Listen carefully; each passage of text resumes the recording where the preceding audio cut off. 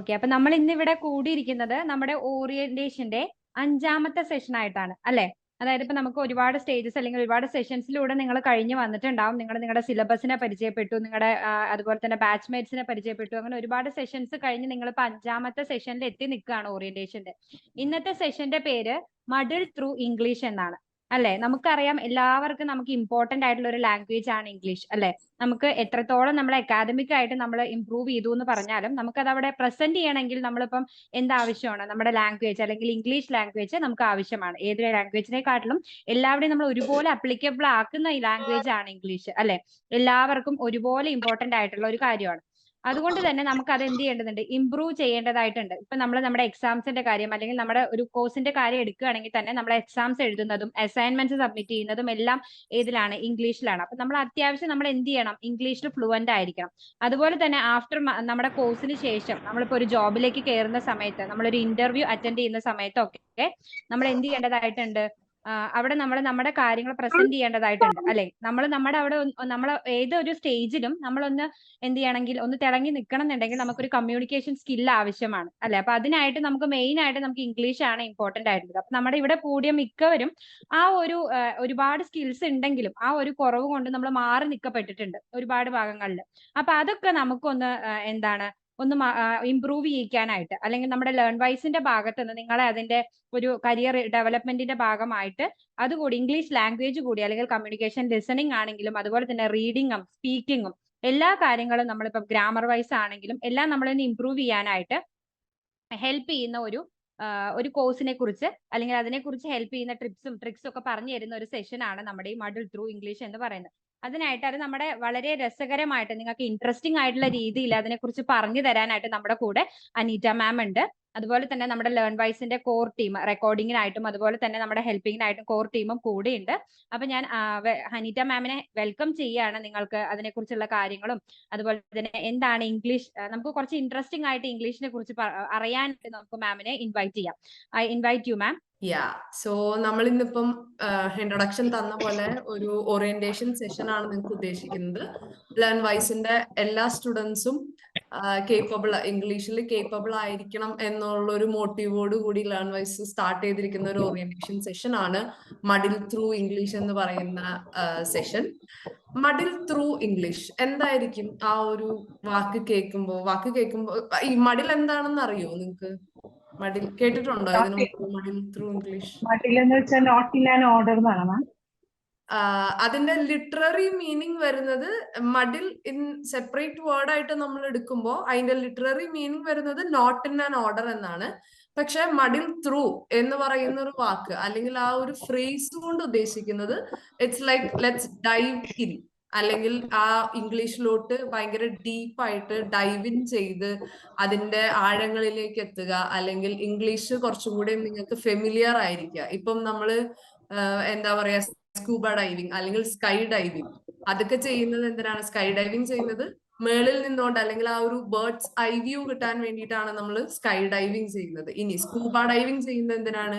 കടലിന്റെ അടിയിൽ എന്തൊക്കെ സംഭവങ്ങളാണ് നടക്കുന്നതെന്ന് അറിയാൻ വേണ്ടിയിട്ടാണ് നമ്മൾ സ്കൂബ ഡൈവിങ് ചെയ്യുന്നത്. സോ അതുപോലെ ഇംഗ്ലീഷിൽ എന്താണ് സംഭവിക്കുന്നത്, അല്ലെങ്കിൽ എന്താണ് ഇംഗ്ലീഷ്, എങ്ങനെയാണ് ഇംഗ്ലീഷ് ലാംഗ്വേജ് എന്ന രീതിയിൽ ഇപ്പൊ വരുന്നത്. നമ്മള് ഇന്ത്യൻസ് അല്ലെങ്കിൽ പ്രത്യേകിച്ച് മലയാളീസിന് ഇംഗ്ലീഷ് എന്ന് പറയുന്നത് എപ്പോഴും ഭയങ്കര എടുത്താ പൊങ്ങാത്ത ഒരു സാധനമായിട്ടാണ് നമുക്ക് തോന്നിയിരിക്കുന്നത്. ഹൃദയം സിനിമ എല്ലാരും കണ്ടിട്ടുണ്ടാവുമായിരിക്കും അല്ലെ? വളരെ കണ്ടിട്ടുണ്ടാവുമായിരിക്കും. സോ അതിൻ്റെ അകത്ത് ഈ പറയുന്ന പ്രണവിനെ അവർ ഹോസ്റ്റൽ റൂമിൽ അവന്റെ സീനിയേഴ്സ് എല്ലാരും കൂടി ഇടിച്ചിട്ട് അവന്റെ ഒരു ക്ലാസ്മേറ്റ്സ് വന്ന അവരെല്ലാരും ഇംഗ്ലീഷിൽ ചീത്ത പറഞ്ഞ് ഓടിക്കുമ്പോ അതിൻ്റെ അകത്ത് ഈ അരുൺ നീലകണ്ഠൻ പറയുന്ന ഒരു ഡയലോഗ് ഉണ്ട്. അവൻ പറയുന്ന കേട്ട് പേടിച്ചിട്ടല്ല, മറിച്ച് അവൻ ഇംഗ്ലീഷിൽ സംസാരിച്ചത് കൊണ്ടാണ് അവരെല്ലാരും റൂമിൽ നിന്ന് ഇറങ്ങിപ്പോയെന്ന്. ഓർക്കുന്നുണ്ടോ ആ സീൻ ആരെങ്കിലും? അപ്പം എല്ലാവരെ സംബന്ധിച്ചും പ്രത്യേകിച്ച് മലയാളീസിനെ സംബന്ധിച്ച് ഇംഗ്ലീഷ് എന്ന് പറയുന്നത് എപ്പോഴും ഒരു ഒരു ഭീകര സ്വപ്നം പോലെ, അല്ലെങ്കിൽ നമുക്ക് എടുത്താ പൊങ്ങാത്ത തരത്തിലുള്ള ഒരു സാധനം പോലെയാണ് എപ്പോഴും, അല്ലെങ്കിൽ ആ ഒരു ഭയത്തോടു കൂടിയാണ് എപ്പോഴും എല്ലാവരും ഇംഗ്ലീഷിനെ കാണുന്നത്. പക്ഷെ നമ്മൾ മലയാളീസിനെ സംബന്ധിച്ച് നമ്മൾ മലയാളം സംസാരിക്കുന്ന പോലെ അല്ലെങ്കിൽ വളരെ കോമൺ ആയിട്ട് സംസാരിക്കുന്ന ഒരു ലാംഗ്വേജിനെ പോലെ തന്നെയാണ് ഇംഗ്ലീഷും.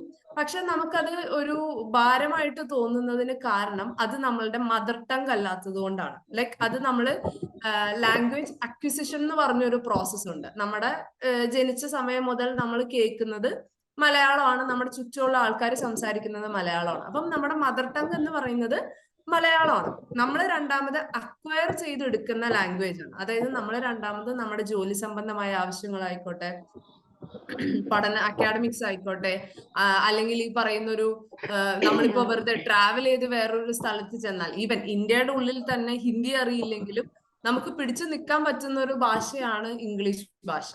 സോ അത്രമാത്രം ഇമ്പോർട്ടന്റ് ആയിട്ടുള്ള ഒരു ലാംഗ്വേജ് ആണ് ഇംഗ്ലീഷ്. നമുക്കത് ബുദ്ധിമുട്ടാവാൻ കാരണം അതൊരു സെക്കൻഡ് ലാംഗ്വേജ് അല്ലെങ്കിൽ ലാംഗ്വേജ് അക്വിസിഷൻ പ്രോസസ്സിലൂടെയാണ് നമ്മൾ ഇംഗ്ലീഷ് എന്ന് പറയുന്ന ഭാഷ പരിചയപ്പെടുന്നത്. അത് നമുക്ക് അത്ര ഫെമിലിയർ അല്ലാത്തതും അത് അത്ര വളരെ കോംപ്ലിക്കേറ്റഡ് ആയിട്ടും നമുക്ക് തോന്നുന്നത് അതുകൊണ്ടാണ്. സോ ഇന്നിപ്പം ഞാൻ ഉദ്ദേശിക്കുന്നത് ജസ്റ്റ് ഇംഗ്ലീഷ് എന്താണ്, എസെൻസ് ഓഫ് ദിസ് സെഷൻ, ഈ സെഷനിൽ എന്താണ് ഉദ്ദേശിക്കുന്നത്, answering the WH questions of English. കേട്ടിട്ടുണ്ടോ WH ക്വസ്റ്റ്യൻസ്? നമ്മൾ ചെറിയ ക്ലാസ്സിലെ പഠിക്കുന്ന ഒരു സാധനമാണ് WH ക്വസ്റ്റ്യൻസ്. അതെ അതെ അതെ അതെ. നമ്മള് WH ക്വസ്റ്റ്യൻസ് ആയിട്ട് പറയുന്നത് first one is what, second one is where, when, why, who and how. So what is English? എന്താണ് ഇംഗ്ലീഷ്? ഇനി where is from English, എവിടെ നിന്നാണ് ഇംഗ്ലീഷ് ഉത്ഭവിച്ച് വന്നത്, അല്ലെങ്കിൽ അതിന്റെ ഒരു ലാംഗ്വേജ് ഫാമിലി, അതിന്റെ ഒരു ട്രേസ് ബാക്ക് അങ്ങോട്ടേക്കാണ് പോകുന്നത്. വെൻ, എപ്പോ മുതലാണ് ഈ പറയുന്ന ഒരു നമ്മൾ കാണുന്ന ഇംഗ്ലീഷ്, നമുക്കറിയാം ഇപ്പൊ മലയാളത്തിലാണെങ്കിൽ പോലും ആദ്യം നമ്മൾ സംസാരിച്ചിരുന്ന സംസ്കൃത ഭാഷ അല്ലെങ്കിൽ അതുമായിട്ട് മിക്സ് ചെയ്തിരുന്ന തരത്തിലുള്ളൊരു ഭാഷയൊന്നും അല്ല നമ്മളിപ്പം കാണുന്ന നമ്മുടെ മലയാളം, അല്ലെ? ഒരുപാട് ട്രാൻസിഷനിലൂടെ സംഭവിച്ചിട്ടുണ്ട്. അപ്പം അങ്ങനെ ട്രാൻസിഷൻ സംഭവിച്ചത് ഏതൊക്കെ ഒരു ഏതൊക്കെ വർഷങ്ങളിലാണ് എന്നുള്ളതാണ് വെൻ എന്നുള്ള ഏരിയയില്. നാലാമത്തെ ഏരിയ വൈ, എന്തുകൊണ്ടാണ് നമുക്ക് ഇംഗ്ലീഷ് ഇത്ര ഇമ്പോർട്ടന്റ് ആയിട്ട് വരുന്നത്, അല്ലെങ്കിൽ എന്തുകൊണ്ടാണ് നമ്മൾ ഇപ്പം വൈസിന്റെ തന്നെ ആയിക്കോട്ടെ നിങ്ങൾക്ക് വേണ്ടി ഇത്ര ഒരു പർട്ടിക്കുലർ ഓറിയന്റേഷൻ ഇംഗ്ലീഷിന് വേണ്ടി വരുന്നത് എന്തുകൊണ്ടാണ് എന്നുള്ളൊരു ഇമ്പോർട്ടൻസ് ആണ് വൈ എന്ന് പറയുന്ന സെഷനിൽ. ഇനി അടുത്തത് ഹൂം എന്ന് പറഞ്ഞിട്ടുണ്ടെങ്കിൽ നമ്മള് എന്തൊക്കെ ടൈപ്സ്, വെറൈറ്റീസ് ഓഫ് ഇംഗ്ലീഷ് ആണ് ഉള്ളത് എന്നുള്ളതാണ്. നമുക്ക് അതിൻ്റെ അകത്ത് അമേരിക്കൻ ഇംഗ്ലീഷ് ഉണ്ട്, ബ്രിട്ടീഷ് ഇംഗ്ലീഷ് ഉണ്ട്. അത് സ്ലൈഡ്സിലോട്ട് വരുമ്പോൾ ഞാൻ പ്രസന്റ് ചെയ്യാം. ലാസ്റ്റ് വൺ ഹൗ, എങ്ങനെയാണ് നമുക്ക് ഇംഗ്ലീഷ് അക്വയർ ചെയ്യാൻ പറ്റുന്നത്. ഇപ്പൊ ഞാൻ പറഞ്ഞു ഇംഗ്ലീഷ് എന്ന് പറയുന്നത് ഒരു ഡൗട്ട് ചോദിച്ചോട്ടെ? സെക്കൻഡ് ലാംഗ്വേജ് ആണ് ഇംഗ്ലീഷ് എന്ന് പറയുന്നത് നമ്മളെ സംബന്ധിച്ച്. മലയാളം അല്ലാതെ അല്ലാതെ നമ്മുടെ സെക്കൻഡ് ലാംഗ്വേജ് ആണ് നമുക്ക് ഇംഗ്ലീഷ് എന്ന് പറയുന്നത്. സോ ഹൗ എന്ന് പറയുന്ന പോർഷനിൽ നമ്മൾ ഉദ്ദേശിക്കുന്നത് എങ്ങനെയാണ് ഈ പറയുന്ന ഒരു ലാംഗ്വേജ് അക്വിസിഷൻ പ്രോസസ്സ് നമുക്ക് ചെയ്യാൻ പറ്റുന്നത്, അല്ലെങ്കിൽ നമ്മൾ ഈ പറയുന്ന സെക്കൻഡ് ലാംഗ്വേജ് ആയ ഇംഗ്ലീഷ് നമ്മൾ പഠിക്കുമ്പോൾ എന്തൊക്കെ കാര്യങ്ങളാണ് നമ്മൾ ശ്രദ്ധിക്കേണ്ടത്, എങ്ങനെയാണ് നമുക്കത് ഇംപ്രൂവ് ചെയ്യാൻ പറ്റുന്നത് എന്നുള്ള കാര്യങ്ങളാണ് ഹൗ എന്ന് പറയുന്ന സെഷനിൽ നമ്മൾ ഡീൽ ചെയ്യുന്നത്. അത് കഴിഞ്ഞിട്ട് വരുന്ന സ്ലൈഡിൽ some helping buddies for you, അതായത് നിങ്ങൾക്ക് യൂസ് ചെയ്യാൻ പറ്റുന്ന ഈ പറയുന്ന എങ്ങനെ ഡെവലപ്പ് ചെയ്യാം എന്ന് പറയുന്ന 3 പ്രോസസ്സിൽ 3 സ്റ്റെപ്സിൽ നിങ്ങൾക്ക് എന്തൊക്കെ ഹെൽപ്പിംഗ് എയ്ഡുകളാണ് നിങ്ങൾക്ക് ഉപയോഗിക്കാൻ പറ്റുന്നത്. ഇപ്പം ടെക്നോളജിയുടെ കാലമാണ്, എന്തൊക്കെ തരത്തിലുള്ള ആപ്സ് ആണ് നിങ്ങൾക്ക് യൂസ് ചെയ്യാൻ പറ്റുന്നത്, അല്ലെങ്കിൽ എങ്ങനെയാണ് നിങ്ങളുടെ ലാംഗ്വേജിന് ഇംപ്രൂവ് ചെയ്യാൻ പറ്റുന്നത് എന്നുള്ള കാര്യങ്ങളിൽ ജസ്റ്റ് ഒരു മെൻഷനിങ് ആണത്. പിന്നെ കുറച്ച് എക്സ്ട്രാ ടിപ്സ്. സോ അതാണ് നമ്മൾ ഇന്നത്തെ ഈ ഒരു സെഷനിൽ നമ്മൾ പ്ലാൻ ചെയ്തിരിക്കുന്നത്. So to start with what is English, what is English language, എന്താണ് ഇംഗ്ലീഷ് ഭാഷ? Anybody can give a definition of English language? It's a mode of communication. Okay, mode of communication. അപ്പം മലയാളം മോഡ് ഓഫ് കമ്മ്യൂണിക്കേഷൻ അല്ലേ? ഞാനിപ്പോ സംസാരിക്കുന്നത് മലയാളത്തിലല്ലേ? Communication process complete ആവുന്നില്ലേ? It's an internationally accepted language. International language. Okay, international language ആണ് English. Okay, അതൊരു definition ആയിട്ട് വേണമെങ്കിൽ നമുക്ക് പറയാം. പിന്നെ popular language and all the people can understand English. First statement correct ആണ്, it is a popular language. പക്ഷെ സെക്കൻഡ് സ്റ്റേറ്റ്മെന്റ് അത്രമാത്രം കറക്റ്റ് ആണോ എന്നുള്ളത് എനിക്കൊരു ഡൗട്ട് ഉണ്ട്. കാരണം എല്ലാവർക്കും അത് അണ്ടർസ്റ്റാൻഡ് ചെയ്യാൻ പറ്റും എന്നെനിക്ക് തോന്നുന്നില്ല. First statement popular language. But also most of the people talk English language. Most of the Language. ഒരു പോപ്പുലർ മെജോറിറ്റിക്ക്, അതുകൊണ്ടാണ് നമ്മൾ അതിന് പോപ്പുലർ ലാംഗ്വേജ് അല്ലെങ്കിൽ ഇന്റർനാഷണൽ ലാംഗ്വേജ് എന്ന് പറയുന്നത്. ഒരു മെജോറിറ്റിക്ക്, ലേൺഡ് എഡ്യൂക്കേറ്റഡ് മെജോറിറ്റിക്കും ഹാൻഡിൽ ചെയ്യാൻ അല്ലെങ്കിൽ അത്യാവശ്യം മനസ്സിലാകാൻ പറ്റുന്ന ഒരു ഭാഷയാണ് English. Indo European language. It's Indo European language. Very good. അത് ലിറ്ററേച്ചർ ബാക്ക്ഗ്രൗണ്ടിൽ നിന്ന് വരുന്ന ആളാണോ? അല്ല, ഞാന് സൈക്കോളജി ആണ്. സൈക്കോളജി ആണോ? Okay okay. അറിവിന്റെ ലോകത്തേക്കുള്ള ഒരു ഭാഷയാണെന്ന് പറയാമോ മാം? അറിവിന്റെ ലോകത്തേക്കുള്ള അത് എല്ലാ ഭാഷകളും അങ്ങനെ ഒരു പ്രൊവിഷൻ കൊടുക്കുന്നില്ലേ? ഇപ്പൊ മലയാളം ആണെങ്കിലും സംസ്കൃതം ആണെങ്കിലും ഹിന്ദി ആണെങ്കിലും നമ്മൾ എടുക്കുന്ന ഏത് ഭാഷയാണെങ്കിലും അറിവ് കൊടുക്കാനായിട്ട് നമ്മൾ ഉപയോഗിക്കുന്നില്ലേ? ഇതൊരു ഗ്ലോബൽ ലാംഗ്വേജ് അല്ലേ? അതെ, ഗ്ലോബൽ ലാംഗ്വേജ് ആണ്, ഇന്റർനാഷണൽ ലാംഗ്വേജ് ആണ്, പോപ്പുലർ ലാംഗ്വേജ് ആണ്, ഇൻഡോ യൂറോപ്യൻ ലാംഗ്വേജ് ആണ്. ഇത് കെൽറ്റിക് ലാംഗ്വേജ് അല്ലേ? ഇത് സ്റ്റാർട്ട് ചെയ്തത് കെൽറ്റ്സ് എന്നുള്ള ഗ്രൂപ്പിൽ നിന്നല്ലേ സ്റ്റാർട്ട് ചെയ്തിരിക്കുന്നത്? ഓക്കെ, കെൽറ്റിക് ഗ്രൂപ്പിൽ നിന്നും ഡിറൈവ് ചെയ്ത് ജർമാനിക് ഗ്രൂപ്പിലേക്ക്, ഇൻഡോ യൂറോപ്യനിൽ നിന്നും കെൽറ്റിക്കിൽ വന്ന് അവിടുന്ന് ജർമ്മനിലേക്ക് വന്ന് അവിടുന്ന് ഇംഗ്ലീഷിലോട്ട് ഡിറൈവ് ചെയ്ത് വന്നതാണ്. Okay, very good. ഏറ്റവും കൂടുതൽ ആളുകൾ സംസാരിക്കുന്ന ഭാഷയാണ്. ഏറ്റവും കൂടുതൽ ആളുകൾ സംസാരിക്കുന്ന ഭാഷയാണ്. ഓക്കെ, ഏറ്റവും കൂടുതൽ ആളുകൾ സംസാരിക്കുന്നു എന്ന് പറഞ്ഞാൽ അവരുടെ മാതൃഭാഷയായിട്ടല്ല, മറിച്ച് കമ്മ്യൂണിക്കേറ്റ് ചെയ്യാനായിട്ട് ഒരുപാട് ആൾക്കാർ ഉപയോഗിക്കുന്ന ഒരു ഭാഷയാണ്. മാം, ഇത് വേൾഡ് ലാംഗ്വേജ് അല്ലേ? ഇംഗ്ലീഷ് വേൾഡ് ലാംഗ്വേജ് ആയിട്ടല്ലേ? അതെ, വേൾഡ് ലാംഗ്വേജ് ആണെന്ന് നമുക്ക് പറയാം. ഓക്കെ, അപ്പം ഇപ്പൊ തന്നെ ഒരുപാട് ഡെഫിനിഷൻസ് ആയി. പക്ഷെ ഒരിക്കലും ഒരു പ്രോപ്പർ ഡെഫിനിഷനിലോട്ട് നമുക്ക് ഇംഗ്ലീഷ് ലാംഗ്വേജിൽ വരാൻ പറ്റില്ല. അതാണ് ഇംഗ്ലീഷ് ലാംഗ്വേജ് എന്നല്ല, ഏതൊരു ഭാഷയുടെയും പ്രത്യേകതയാണത്. നമുക്കൊരു ഡെഫിനിഷൻ എന്ന് പറയുന്ന ഒരു പ്രോസസ്സ് ഇംഗ്ലീഷ് ലാംഗ്വേജിന് ഇല്ല. ഇംഗ്ലീഷ് ലാംഗ്വേജ് എന്നല്ല, അത് ഏത് ഭാഷ എടുത്താലും അങ്ങനെ ഒരു ഡെഫിനിറ്റ് നമുക്ക് ഈ പറയുന്ന പോലെ ഒരു ഡെഫിനിഷൻ അതിന് കൊടുക്കാനായിട്ട് നമുക്കില്ല. പിന്നെ ഞാൻ ഏതാ it's A medium four communication എന്ന് പറയാലോ? അതെ, അത് എല്ലാ ലാംഗ്വേജസും ഇറ്റ്സ് മീഡിയം ഫോർ കമ്മ്യൂണിക്കേഷൻ. അതെ, ഞാൻ പിന്നെ നിങ്ങളെ കൊണ്ട് ഇങ്ങനെ ഇപ്പൊ ചിന്തിക്കുന്നുണ്ടാവും, അങ്ങനെ ഡെഫിനിഷൻ ഇല്ലെങ്കിൽ പിന്നെ മിസ് എന്തിനാ ഇത്ര സമയം കളഞ്ഞത് ഇത് ഞങ്ങളോട് ചോദിച്ചതെന്ന് ചിന്തിക്കുന്നുണ്ടാവും. ഞാൻ നിങ്ങൾക്ക് എന്താണ് ഇംഗ്ലീഷ് ലാംഗ്വേജ് അല്ലെങ്കിൽ നിങ്ങളുടെ ഒരു കാഴ്ചപ്പാട്, ഇംഗ്ലീഷ് ലാംഗ്വേജിനോടുള്ള നിങ്ങളുടെ കാഴ്ചപ്പാട് എന്താണെന്ന് അറിയാൻ വേണ്ടിയിട്ടാണ് ജസ്റ്റ് ഒന്നിങ്ങനെ ചോദിച്ചത്. സോ ഒത്തിരി പേര് ഇന്ററാക്ട് ചെയ്യുന്നുണ്ട്. It's very good. So English ലാംഗ്വേജിന് നമുക്ക് ഈ പറയുന്ന പോലെ ഒരു ഡെഫിനിഷൻ ഒന്നും പറയാനില്ല. പക്ഷെ ഈ പറഞ്ഞ പോലെ അതൊരു ഗ്ലോബൽ ലാംഗ്വേജ് ആണ്, ഒരു ഇന്റർനാഷണൽ ലാംഗ്വേജ് ആണ്. നമ്മൾ കമ്മ്യൂണിക്കേഷൻ ഉപയോഗിക്കുന്നുണ്ട്. ഇൻഡോ യൂറോപ്യനിൽ നിന്നും കെൽറ്റിക് ലാംഗ്വേജിലേക്ക് വന്ന് അവിടുന്ന് ജർമാനിക്കിൽ വന്ന് അവിടുന്ന് പിന്നെ ഡിറൈവ് ചെയ്ത് ഇംഗ്ലീഷിലോട്ട് എത്തിയതാണ്. ഇനി നിങ്ങൾ ആരും പറയാത്ത കുറച്ചും കൂടി ലിറ്റററി ബേസിൽ ഒരു ഇംഗ്ലീഷ് ലാംഗ്വേജിന് ഒരു ഫീച്ചറും കൂടെ കൊടുക്കുകയാണെങ്കിൽ English is an unphonetic language എന്ന് പറയാം. എന്താണ് അൺഫോണറ്റിക് ലാംഗ്വേജ്? കേട്ടിട്ടുണ്ടോ അൺഫോണറ്റിക്?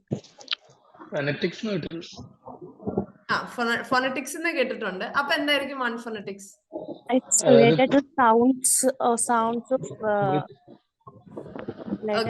സൗണ്ട്സുമായിട്ട് റിലേറ്റഡ് ആണ് ഫോണറ്റിക്സ്. അൺഫോണറ്റിക് ഇംഗ്ലീഷ് എന്ന് പറയുന്നത് അൺഫോണറ്റിക് ലാംഗ്വേജ് ആണെന്ന് പറയാൻ കാരണം എന്തായിരിക്കും? നമുക്കൊരു വേർഡ് കണ്ടു കഴിഞ്ഞാൽ അതിന്റെ സൗണ്ട് നമുക്ക് അപ്പൊ തന്നെ പ്രഡിക്റ്റ് ചെയ്യാൻ പറ്റില്ല. അതെ, അതാണ് ശരിക്കും അൺഫോണറ്റിക് ലാംഗ്വേജ് എന്ന് പറഞ്ഞിട്ടുണ്ടെങ്കിൽ. നമ്മളിപ്പോ ദിലീപിന്റെ ഒരു മൂവി ഇല്ലേ, മറ്റേ സ്പാനിഷ് മസാല എന്ന് പറഞ്ഞ മൂവി, അത് കണ്ടിട്ടില്ലേ? അതില് ദിലീപിന്റെ ചെറുപ്പകാലത്തിൽ ദിലീപ് ചോദിക്കുന്ന ഒരു ചോദ്യമുണ്ട് ഇംഗ്ലീഷ് ടീച്ചറുടെ അടുത്ത്. KNIFE എന്തിനാണ് നൈഫ് എന്ന് വായിക്കുന്നത്? നൈഫ് എന്ന് വായിക്കാനാണെങ്കിൽ ഫ്രണ്ടിൽ എന്തിനാണ് K? ശരിയല്ലേ ആ ചോദ്യം? വളരെ ശരിയാണ്. അതുകൊണ്ട് നമുക്ക് ഒരിക്കൽ പോലും ഒരാൾ വായിക്കുന്നത് അല്ലെങ്കിൽ അയാളുടെ പ്രൊനൗൺസിയേഷൻസ് തെറ്റാന്ന് നമുക്ക് പറയാൻ പറ്റില്ല. English is an unphonetic language. പലപ്പോഴും ഞാൻ മുന്നേ കോളേജിൽ പഠിപ്പിച്ചിരുന്ന സമയത്തും അല്ലെങ്കിൽ അത് കഴിഞ്ഞിട്ട് ഞാൻ കുറച്ച് നാൾ IELTS OETക്കാർക്ക് ട്രെയിനിങ് എടുത്തിരുന്നു. ആ ഒരു കാലഘട്ടത്തിലൊക്കെ ഈ പറയുന്ന IELTS OETക്ക് പ്രത്യേകിച്ച് പ്രൊനൗൺസിയേഷൻ, സ്പീക്കിംഗ് സ്കിൽസ് ഭയങ്കര ഇമ്പോർട്ടന്റ് ആണ്. സോ ആ ഒരു സമയത്ത് നമ്മൾ പ്രൊനൗൺസിയേഷന്റെ സ്പെസിഫിക്കേഷൻസ് നമുക്ക് അവരുടെ സ്പെസിഫിക്കേഷൻസ് തരും. അതിനെ ബേസ് ചെയ്തിട്ട് നമ്മൾ അവർക്ക് സ്കില്ല് പറഞ്ഞു കൊടുക്കും. പക്ഷെ അങ്ങനെ പറഞ്ഞു കൊടുക്കുമ്പോൾ പോലും എൻ്റെ ഉള്ളിലുള്ളൊരു ചിന്ത English is an unphonetic language. അപ്പൊ പിന്നെ നമ്മൾ എന്തിനാണ് ഈ പ്രൊനൗൺസിയേഷനിൽ ഇത്ര തൂങ്ങിപ്പിടിച്ച് കിടക്കുന്നത് എന്നുള്ള ചോദ്യം. പക്ഷെ എനിക്ക് ഇതുവരെ അതിനോട് ആൻസർ കിട്ടിയിട്ടില്ല. നമ്മുടെ സിസ്റ്റം അങ്ങനെ ആയതുകൊണ്ട് വി ഹാവ് ടു ഫോളോ. ഇനി എന്തുകൊണ്ടാണ് ഇംഗ്ലീഷ് അൺഫോണറ്റിക് ലാംഗ്വേജ് ആകുന്നത് എന്ന് ചോദിച്ചാൽ ഒരു എക്സ്പ്ലനേഷൻ ഞാൻ നിലവിൽ കണ്ടുപിടിച്ചത് എന്താണെന്ന് വെച്ചാൽ, ഇതെന്താണ് A to Z എന്ന് പറയുന്നത് ഇംഗ്ലീഷ് എന്താണ്? English alphabets. 26 ഇംഗ്ലീഷ് ആൽഫബറ്റ്സ് ആണുള്ളത് അല്ലെ? ഇനി ഇപ്പൊ ഞാൻ കാണിച്ച പിക്ചറിൽ ഈ vowel sounds and consonant sounds, അതാണ് ഇംഗ്ലീഷിൽ നിലനിൽക്കുന്ന 44 സൗണ്ട്സ് എന്ന് പറയുന്നത്. നമ്മള് ABCD എന്ന് പറയുന്ന പോലെയല്ല ഇപ്പുറത്ത് കാണുന്ന കൺസണന്റ് സൗണ്ട്സ് അല്ലെങ്കിൽ വവൽ സൗണ്ട്സിനെ നമ്മൾ പ്രൊനൗൺസ് ചെയ്യും. 26 ആൽഫബറ്റ്സ് ഉള്ളിടത്ത് നമുക്ക് ഇംഗ്ലീഷ് ഫോണറ്റിക്സ് അല്ലെങ്കിൽ ഇംഗ്ലീഷ് സൗണ്ട്സ് ഉള്ളത് 44 എണ്ണമാണ്.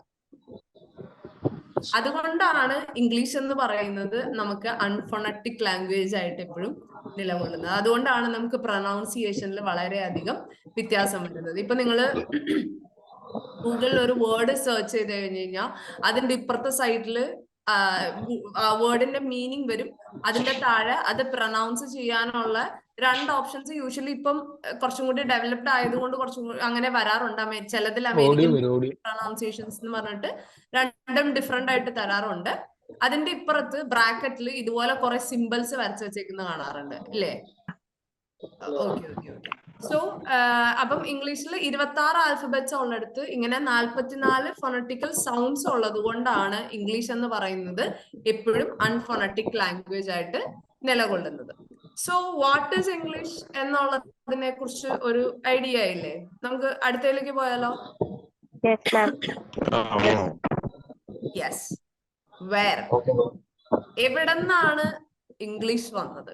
നേരത്തെ വാട്ട് ഈസ് ഇംഗ്ലീഷ് ലാംഗ്വേജ് ചോദിച്ചപ്പോ പറഞ്ഞു ഇൻഡോ യൂറോപ്യൻ ലാംഗ്വേജിൽ നിന്നാണ് ഇംഗ്ലീഷ് വന്നത് എന്ന് പറഞ്ഞു. ശരിയാണ്. ഇൻഡോ യൂറോപ്യൻ ലാംഗ്വേജിൽ ഈ പറയുന്ന 7 ഡിവിഷൻസ് ഉണ്ട്. 7 ഡിവിഷൻസിൽ കെൽട്ടിക് ലാംഗ്വേജിലെ ഐറിഷും കെൽട്ടിക് ലാംഗ്വേജിൽ നിന്ന് ഡിവൈഡ് ആയി പോയ ആംഗ്ലോ സാക്സൺസും ജർമാനിക് ലാംഗ്വേജിൽ നിന്ന് വന്ന ആംഗ്ലോ സാക്സൺസും കൂടിയാണ് ഇംഗ്ലീഷ് എന്ന് പറയുന്ന ഭാഷയെ കൊണ്ടുവരുന്നത്.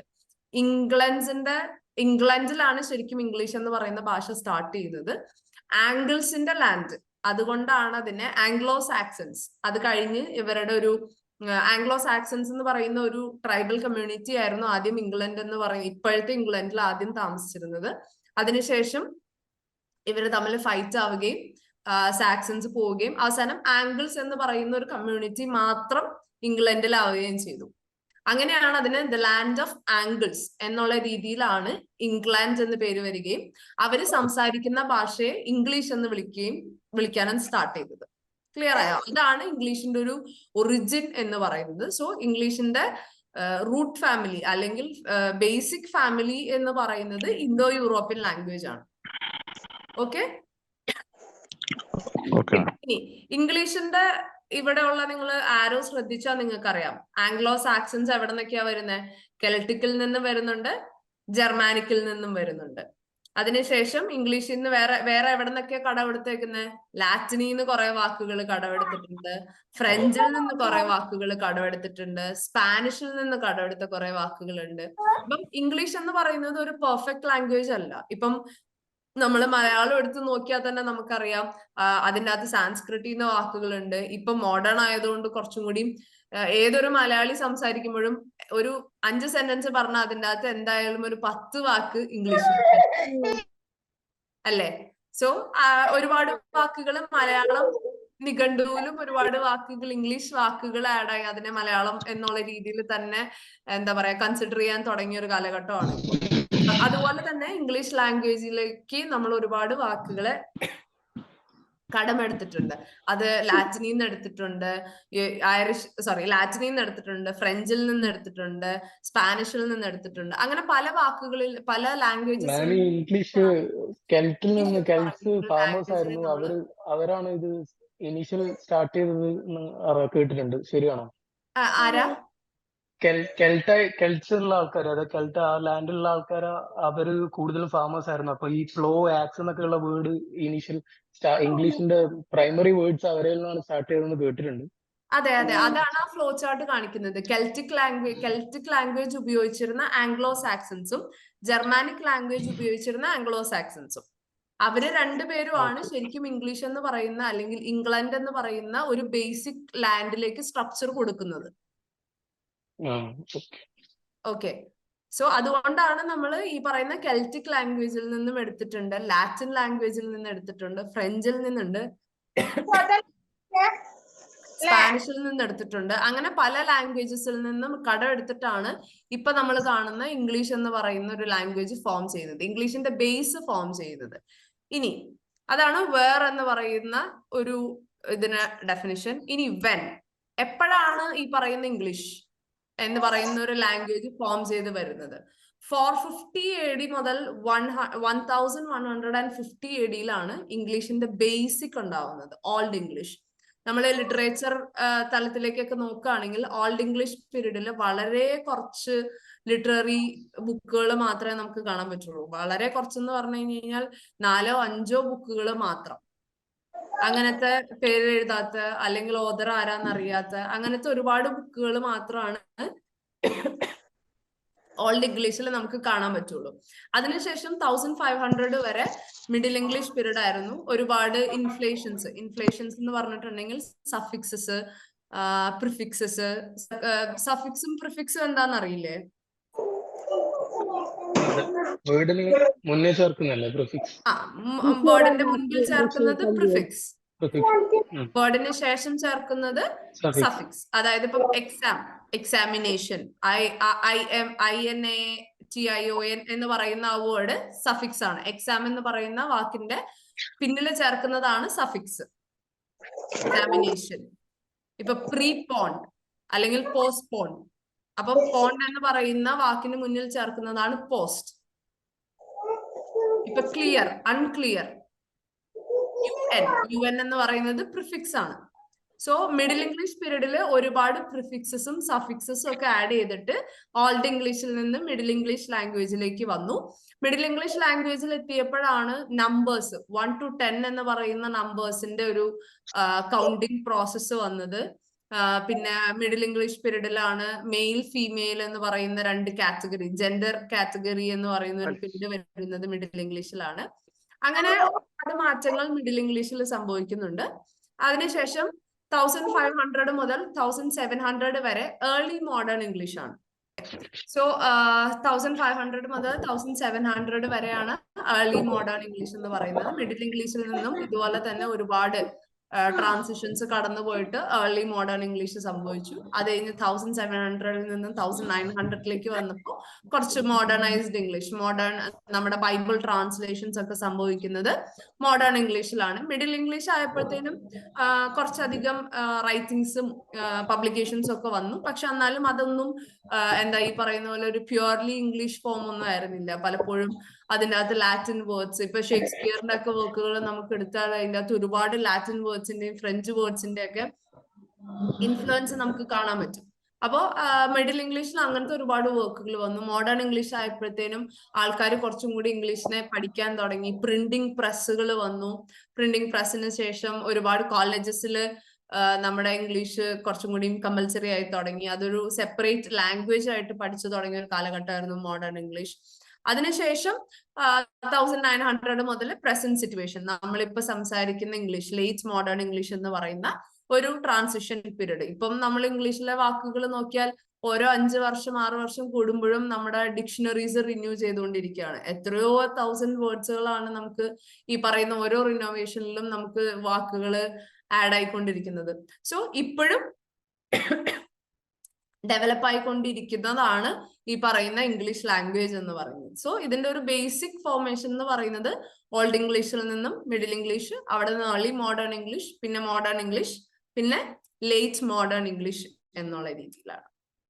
ഇനി എന്തുകൊണ്ടാണ് വൈ ഇംഗ്ലീഷ് ഇസ് ഇമ്പോർട്ടൻറ്റ്? നമ്മൾ നേരത്തെ വാട്ട് ഈസ് ഇംഗ്ലീഷ് ലാംഗ്വേജ് എന്ന് ഡിസ്കസ് ചെയ്തപ്പോൾ നമ്മൾ പറഞ്ഞു English as an international language, it is a powerful language, അല്ലെങ്കിൽ global language, it's a popular language, ഒരുപാട് പേർക്ക് അത് കമ്മ്യൂണിക്കേറ്റ് ചെയ്യാൻ പറ്റും. സോ ഇതെല്ലാം കാരണം കൊണ്ടാണ് നമുക്ക് ഇംഗ്ലീഷ് എന്ന് പറയുന്നത് വളരെ ഇമ്പോർട്ടന്റ് ആയിട്ടുള്ള ഒരു മീഡിയം ആയിരിക്കുന്നത്. ഇനി നമ്മളെ സംബന്ധിച്ച് അക്കാഡമിക്സിലാണെങ്കിൽ നമ്മള് ഏതൊരു ഡിഗ്രി ആണെങ്കിലും ഏതൊരു PG കോഴ്സ് ആണെങ്കിലും നമ്മൾ ആൻസേഴ്സ് എഴുതുന്നത് ഇംഗ്ലീഷിലാണ്. ഇപ്പൊ ലേൺ വൈസിലാണെങ്കിൽ നമ്മൾ കമ്മ്യൂണിക്കേറ്റ് ചെയ്യുന്നത് കൂടുതലും മലയാളത്തിലാണ്, അല്ലെ? നിങ്ങൾക്ക് കുറച്ചും കൂടിയും മനസ്സിലാക്കാൻ എളുപ്പത്തിൽ നമ്മൾ ആശയങ്ങൾ നിങ്ങൾക്ക് മലയാളത്തിലേക്ക് പറഞ്ഞു തരുന്നുണ്ടെങ്കിലും പലപ്പോഴും എക്സാം ഹാളിൽ ഇരിക്കുമ്പോൾ സ്റ്റുഡൻസ് ഫേസ് ചെയ്യുന്ന ഒരു ബുദ്ധിമുട്ട് ഞാൻ മനസ്സിലാക്കിയെടുത്തോളം, ഈ പറയുന്ന ആശയങ്ങൾ, ചോദ്യത്തിന് ഉത്തരങ്ങൾ നിങ്ങൾക്ക് പലപ്പോഴും മലയാളത്തിൽ എഴുതാൻ കിട്ടും, പക്ഷെ അതിന് ഇംഗ്ലീഷിലോട്ടാക്കാൻ ഭയങ്കര ബുദ്ധിമുട്ടാണ്. പല ആൾക്കാർക്കും അത് ഫേസ് ചെയ്യുന്ന അല്ലെങ്കിൽ അങ്ങനെ ചെയ്യുന്നുണ്ടെന്ന് പലപ്പോഴും ഞാൻ മനസ്സിലാക്കിയിട്ടുള്ളൊരു ലിമിറ്റേഷൻ ആണത്. അത് നമ്മൾ പതുക്കെ പതുക്കെ ഈ പറയുന്ന പോലെ അടുത്തൊരു സ്ലൈഡിൽ ഞാൻ കാണിക്കാം എങ്ങനെയാണ് നമുക്കത് കവർ ചെയ്ത് വരാൻ പറ്റുന്നത് എന്നുള്ള രീതിയിൽ. സോ ഇംഗ്ലീഷ് നമുക്ക് എന്താണ് ഇത്ര ഇമ്പോർട്ടന്റ് ആയിട്ട് വരാൻ കാരണം എന്ന് പറഞ്ഞിട്ടുണ്ടെങ്കിൽ അതൊരു ഇന്റർനാഷണൽ ലാംഗ്വേജ് ആണ്. ലോകത്തിൽ ഒരുപാട് പേര് സംസാരിക്കുന്ന, അല്ലെങ്കിൽ നമുക്ക് ഏതൊരു രാജ്യത്ത് ഏതൊരു സ്ഥലത്ത് ചെന്നാലും നമുക്ക് കമ്മ്യൂണിക്കേറ്റ് ചെയ്യാൻ നമ്മളെ പ്രാപ്തരാക്കുന്ന, നമ്മുടെ ആശയങ്ങളെ പങ്കുവയ്ക്കാൻ നമ്മളെ പ്രാപ്തരാക്കുന്ന ഒരു ഭാഷയാണ് ഇംഗ്ലീഷ് ലാംഗ്വേജ്. അതുകൊണ്ടാണ് നമുക്ക് ഇംഗ്ലീഷ് ഇത്ര ഇമ്പോർട്ടന്റ് ആയിട്ട് പറയുന്നത്. ഇനി ഹൂം, ആരാണ് അല്ലെങ്കിൽ ആരൊക്കെയാണ് ഇംഗ്ലീഷ് മേജർ ആയിട്ട് സംസാരിക്കുന്നത്, അല്ലെങ്കിൽ ഇംഗ്ലീഷ് നേറ്റീവ്സ് ആയിട്ട് സംസാരിക്കുന്നത്, അല്ലെങ്കിൽ ഇംഗ്ലീഷ് എന്ന് പറയുന്നത് വളരെ ഇമ്പോർട്ടന്റ് ആയിട്ടുള്ള ഒരു ഭാഗമായിട്ട് അവരുടെ ലൈഫിൽ നിൽക്കുന്നത് എന്നുള്ളതിന് ആദ്യത്തെ എക്സാമ്പിൾ ആണ് അമേരിക്കൻ ഇംഗ്ലീഷ്. രണ്ടാമത്തെ കാറ്റഗറിയാണ് ബ്രിട്ടീഷ് ഇംഗ്ലീഷ്.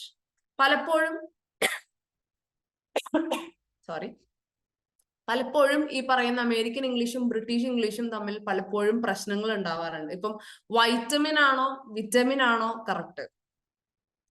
ഏതാണ് കറക്റ്റ്? ചിലർ വൈറ്റമിൻ എന്ന് പറയാറുണ്ട്, ചിലർ വിറ്റമിൻ എന്ന് പറയാറുണ്ട്.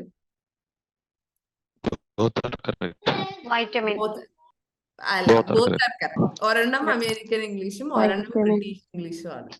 നമ്മള് കളറിന്റെ സ്പെല്ലിംഗ് എഴുതും COLOUR.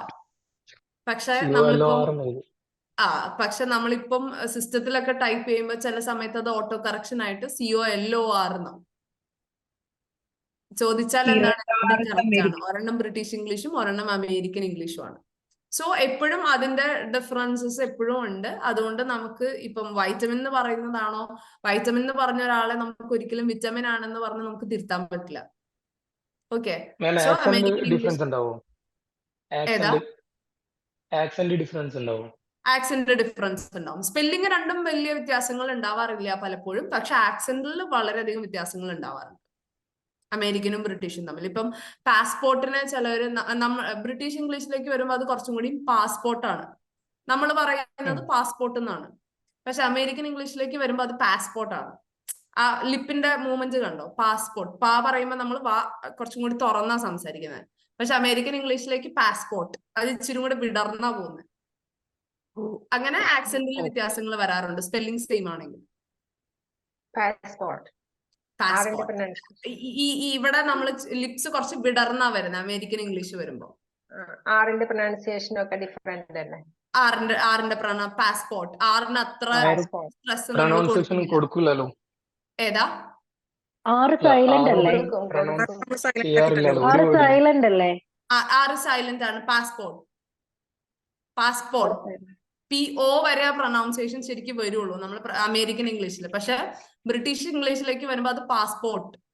നമ്മൾ പറയുന്നത് കുറച്ചും കൂടി ബ്രിട്ടീഷ് ഇംഗ്ലീഷ് ആണ്. ഇന്ത്യൻ കൾച്ചറിലേക്ക് വരുമ്പോൾ നമ്മൾ കുറച്ചും കൂടി ബ്രിട്ടീഷ് ഇംഗ്ലീഷിനോടാണ് കുറച്ചും കൂടി ചേർന്ന് നിൽക്കുന്നത്. കാരണം നമ്മൾ കോളനൈസേഷൻ സംഭവിച്ചത്, കോളനൈസേഷന് ശേഷമാണ് നമ്മുടെ ഇന്ത്യയിലോട്ട് ഇംഗ്ലീഷ് ലാംഗ്വേജ് വരുന്നത്. അവിടെ നിന്ന് മിഷണറീസ് ആണ് ഇംഗ്ലീഷ് ലാംഗ്വേജ് ഇന്ത്യയിലേക്ക് കൊണ്ടുവരുന്നത്.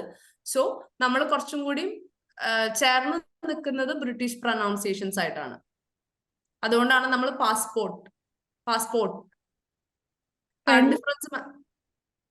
പിന്നെ മാം നമ്മൾ ബസ്സിനെ ബസ് എന്ന് പറയുന്നത് ഇത് ഡിഫറൻസ് വരുന്നുണ്ടാണ്. അതെ, ബസ്സിനെ നമ്മള് ബസ് എന്ന് പറയുന്നത് ബ്രിട്ടീഷ് ആണ്, ബസ് എന്ന് പറയുന്നത് അമേരിക്കൻ ആണ്. സോ നമ്മള് ഏതാ? ഷെഡ്യൂൾ ആൻഡ് സ്കെഡ്യൂൾ, അത് ഈ ഡിഫറൻസ് തന്നെയാണ്. ഷെഡ്യൂൾ എന്ന് പറയുന്നത് കുറച്ചും കൂടി ബ്രിട്ടീഷ് ആണ്, സ്കെഡ്യൂൾ എന്ന് പറയുന്നത് അമേരിക്കൻ ആണ്. ഇല്ല, ഓക്കെ. സോ നമ്മൾ കുറച്ചും കൂടി സംസാരിക്കുന്നത് എപ്പോഴും ബ്രിട്ടീഷ് ലാംഗ്വേജുമായിട്ട് റിലേറ്റ് ചെയ്തിട്ടാണ്, അല്ലെങ്കിൽ ബ്രിട്ടീഷ് ഇംഗ്ലീഷുമായിട്ടാണ് നമ്മൾ കുറച്ചും കൂടി റിലേറ്റഡ് ആയിട്ട് നിൽക്കുന്നത്. നമ്മുടെ കോളനൈസേഷന്റെ സമയത്താണ് നമുക്ക് ഈ പറയുന്ന ഇംഗ്ലീഷ് എന്ന് പറയുന്ന ലാംഗ്വേജ് നമ്മുടെ ഇന്ത്യയിലോട്ട് വരുന്നത്.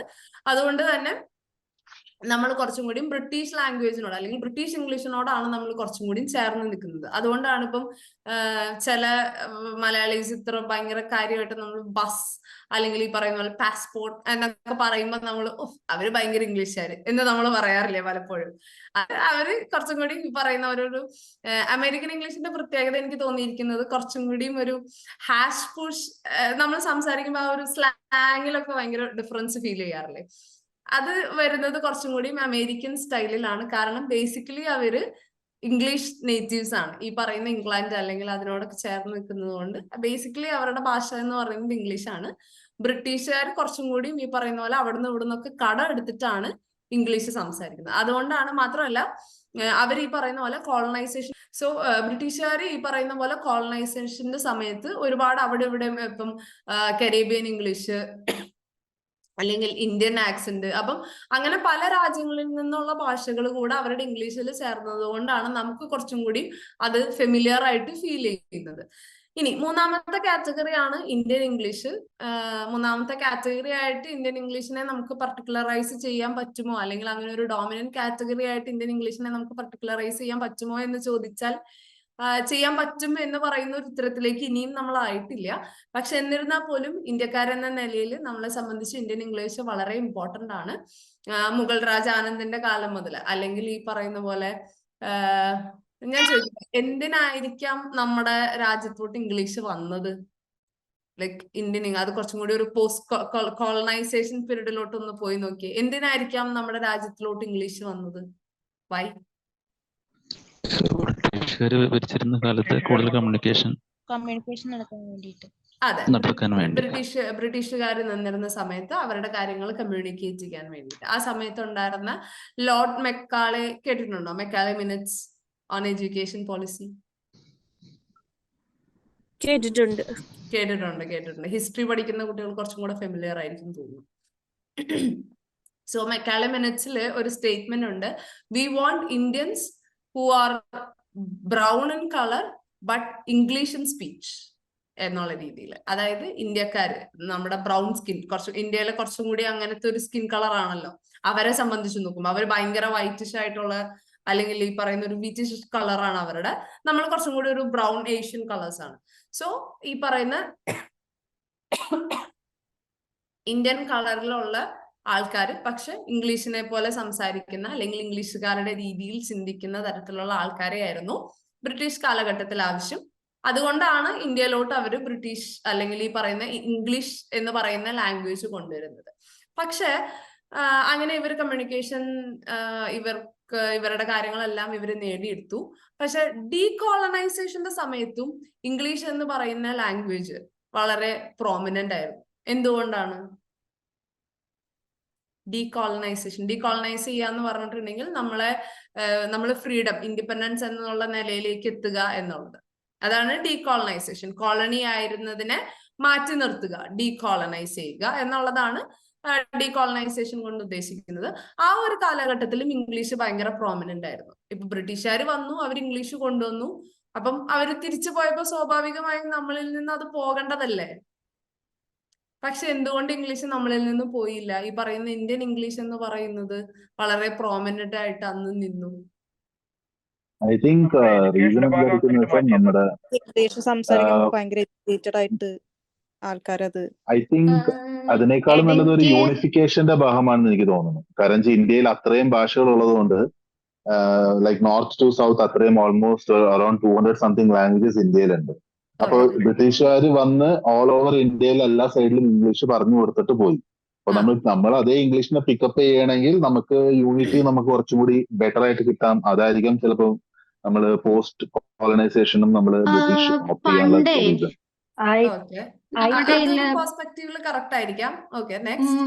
മറ്റേ ഇടയ്ക്ക് മറ്റേ മുഗൾ ഇവരൊക്കെ ഉണ്ടായിരുന്നപ്പോ പേർഷ്യയിലായിരുന്നില്ലേ അഡ്മിനിസ്ട്രേഷൻ പോയിക്കൊണ്ടിരുന്ന? പിന്നീട് ഇവര് വന്നു കഴിഞ്ഞപ്പോ ഫുൾ അഡ്മിനിസ്ട്രേറ്റീവ് ലാംഗ്വേജ് ഇംഗ്ലീഷിലോട്ട് ഷിഫ്റ്റ് ചെയ്തിട്ട് അവര് പോയി കഴിഞ്ഞ് നമ്മൾ കോൺസ്റ്റിറ്റ്യൂഷൻ എല്ലാം സെറ്റപ്പ് ചെയ്തപ്പോ ഒരുവിധപ്പെട്ട എല്ലാ അഡ്മിനിസ്ട്രേഷനും ഓടിക്കൊണ്ടിരുന്നത് ഇംഗ്ലീഷിലല്ലായിരുന്നോ? ബ്രിട്ടീഷേഴ്സ് വന്നിട്ട് പോയ സമയത്ത് കൂടുതലും കച്ചവടം അല്ലായിരുന്നു. ഇവിടുന്ന് നമ്മുടെ പലതും സ്പൈസസ് ആയിരുന്നാലും എന്തായാലും ഇത് ഒരു അടുത്ത സ്ഥലത്തോട്ട് നമ്മളിങ്ങനെ കയറ്റുമതി ചെയ്യുമായിരുന്നില്ലേ? ട്രേഡ് ആണോ ഉദ്ദേശിക്കുന്നത്? ട്രേഡ്, അതെ, ബിസിനസ്. ആ ഒരു രീതിയിൽ അവർക്ക് കച്ചവടം ചെയ്യും. മറ്റു ഫോറിനേഴ്സുമായിട്ട് കമ്മ്യൂണിക്കേറ്റീവ് ഇംഗ്ലീഷുമായിരുന്നു അവരുടെ മീഡിയം. മിഷണറി പ്രവർത്തനങ്ങള് പ്രോമിനന്റ് ആയിരുന്നു സമയത്ത്. പ്രോമിനന്റ് ആയിരുന്നു. അവരാണ് ശരിക്കും ഇന്ത്യയിലോട്ട് ഇംഗ്ലീഷ് എന്ന് പറയുന്ന ഭാഷ കൊണ്ടുവരുന്നത്. അതുപോലെ നമ്മുടെ ആർമി യൂസ് ചെയ്തിരുന്നതും ആ ഒരു ലാംഗ്വേജ് അല്ലായിരുന്നു. സ്കൂൾസ്, എഡ്യൂക്കേഷൻ ഇൻസ്റ്റിറ്റ്യൂഷൻസ് എഡ്യൂക്കേഷണൽ പ്രോസസ്സിൽ അത് ഇംഗ്ലീഷ് എന്ന് പറയുന്നത് വളരെ വലിയൊരു ഭാഗമായിട്ട് ബ്രിട്ടീഷുകാർ പോകുന്നതിന് മുന്നേ അവര് ഇൻസ്റ്റാൾ ചെയ്ത് വെച്ചിട്ടുണ്ടായിരുന്നു. കാരണം ഈ പറയുന്ന ബോംബെ യൂണിവേഴ്സിറ്റി തുടങ്ങിയപ്പോഴും അല്ലെങ്കിൽ മദ്രാസ് യൂണിവേഴ്സിറ്റി തുടങ്ങിയപ്പോഴും ഇതെല്ലാം സ്റ്റാർട്ട് ചെയ്യുന്ന സമയത്ത് അവർ ഇംഗ്ലീഷ് എന്ന് പറയുന്നത് നമ്മുടെ മാത്സിനും അല്ലെങ്കിൽ ഈ പറയുന്ന മറ്റ് ഇന്ത്യൻ ലാംഗ്വേജസിലുപരി എഡ്യൂക്കേഷണൽ സിസ്റ്റത്തിൽ അവർ വളരെയധികം പ്രോമിനൻസ് ഇംഗ്ലീഷിന് കൊടുത്തു. അതുകൊണ്ടാണ് നമുക്ക് ഇപ്പോഴും ഈ പറയുന്ന പോലെ ഒരു അഡ്മിനിസ്ട്രേറ്റീവ് ലാംഗ്വേജ് ആയിട്ട് അല്ലെങ്കിൽ ഈ പറയുന്ന പോലെ ഒരു ഭാഷയായിട്ട് ഇംഗ്ലീഷ് ഇപ്പോഴും നമുക്ക് കണ്ടിന്യൂ ചെയ്ത് പോകുന്നത്. നമ്മളിപ്പോഴും ആൻസർ ഷീറ്റുകളെല്ലാം ഇംഗ്ലീഷിൽ, എല്ലാ ഉത്തരങ്ങളും നമ്മൾ ഇപ്പോഴും ഇംഗ്ലീഷിൽ എഴുതേണ്ട ഒരു എന്താ പറയാ ഗതികേടെന്ന് അതിനെ അങ്ങനെ വിളിക്കാമോ എന്ന് എനിക്കറിയില്ല. ചിലവരെ സംബന്ധിച്ച് ചിന്തിക്കുമ്പോൾ അത് അങ്ങനെ ഫീൽ ചെയ്യാറുണ്ട് പലപ്പോഴും. എന്ത് ഗതികേടാണ് ഇത് മുഴുവൻ ഞാൻ ഇംഗ്ലീഷിൽ എഴുതണ്ടേ. കാരണം കുട്ടികൾ അങ്ങനെ പറയുന്നത് ഞാൻ കേട്ടിട്ടുണ്ട്, ഇത് ഇംഗ്ലീഷിൽ എഴുതണ്ടേ എന്ന് ചോദിക്കുന്നത്. ഞാൻ പഠിപ്പിച്ചിരുന്ന ഒരു സമയത്ത് കുട്ടികൾ ചോദിച്ചിട്ടുണ്ട്, മിസ് ഇതൊക്കെ മലയാളത്തിൽ എഴുതിയാൽ മാർക്ക് കിട്ടുമോ? ഞാൻ പറഞ്ഞു മാർക്ക് കിട്ടില്ല, ഇംഗ്ലീഷിൽ തന്നെ എഴുതണം. അപ്പം എഡ്യൂക്കേഷണൽ സിസ്റ്റത്തിൽ അത്ര വലിയ ഒരു ഇമ്പാക്റ്റ് ആണ് ഇംഗ്ലീഷ് ലാംഗ്വേജ് കൊണ്ടുവന്നത്. അതുകൊണ്ടാണ് ഇപ്പോഴും നമ്മൾ ഈ പറയുന്ന ഇംഗ്ലീഷിനെ ഗ്ലോബൽ ലാംഗ്വേജ് ആയിട്ട് നമ്മൾ അക്സെപ്റ്റ് ചെയ്യുന്നത്. ഇംഗ്ലീഷ് സംസാരിക്കാൻ അറിയുന്നവൻ എന്തോ വലിയ ആളാണ് എന്നുള്ള രീതിയിൽ ഇംഗ്ലീഷ് ലാംഗ്വേജ് ആയിട്ട് നിന്നത് അതുകൊണ്ടാണ്. അത് ഒരു കാരണം. പിന്നെ ഒരു കാരണമായിട്ട് നമ്മൾ പറയുന്നത് ഇന്ത്യക്കാരെ അവരോട് അല്ലെങ്കിൽ ബ്രിട്ടീഷുകാർക്ക് നമ്മളോട് കമ്മ്യൂണിക്കേറ്റ് ചെയ്യാൻ അവർ ഉപയോഗിച്ചിരുന്ന ഭാഷ, നമുക്ക് മനസ്സിലാകാൻ അവർ ഉപയോഗിച്ചിരുന്ന ഭാഷ ഇംഗ്ലീഷ് ആയിരുന്നു. അതുപോലെ തന്നെ അവരോട് തിരിച്ച് എവിടെ നിന്ന് ഇറങ്ങി പോകാൻ പറയാൻ നമ്മൾ ഉപയോഗിച്ച ഭാഷയും ഇംഗ്ലീഷ് ആയിരുന്നു. നമ്മളുടെ ഫീലിങ്സ് എന്താണോ, നമ്മൾ ലിറ്ററേച്ചർ പോസ്റ്റ് കൊളോണിയൽ പീരീഡിൽ നമ്മുടെ ലിറ്ററേച്ചർ എടുത്ത് നോക്കുമ്പോൾ പലപ്പോഴും നമുക്ക് കാണാൻ പറ്റുന്നത് കൂടുതലും നമ്മുടെ തനതായ ഭാഷകളിൽ എഴുതിയിരിക്കുന്ന വർക്കുകളിനെക്കാട്ടിലും കൂടുതൽ നമ്മൾ കാണുന്നത് ഇംഗ്ലീഷിൽ എഴുതിയിരിക്കുന്ന വർക്കുകളാണ്. കാരണം നമ്മളുടെ ഫീലിങ്സും നമ്മുടെ ഇമോഷൻസും അല്ലെങ്കിൽ നമ്മളുടെ ഇന്ത്യയാണ്, ഞങ്ങൾക്ക് ഇവിടെ നിങ്ങൾ ആവശ്യമില്ല, ഞങ്ങളുടേതായ കാര്യങ്ങൾ ഞങ്ങൾക്ക് നോക്കാൻ അറിയാം എന്ന് പറയുന്ന താക്കീത് കൊടുക്കുന്നതും ഇംഗ്ലീഷിലാണ്. അതുകൊണ്ട് നമ്മൾ ഫൈറ്റ് ബാക്ക് ചെയ്യാൻ ഉപയോഗിച്ച ലാംഗ്വേജും ഇംഗ്ലീഷ് തന്നെയാണ്.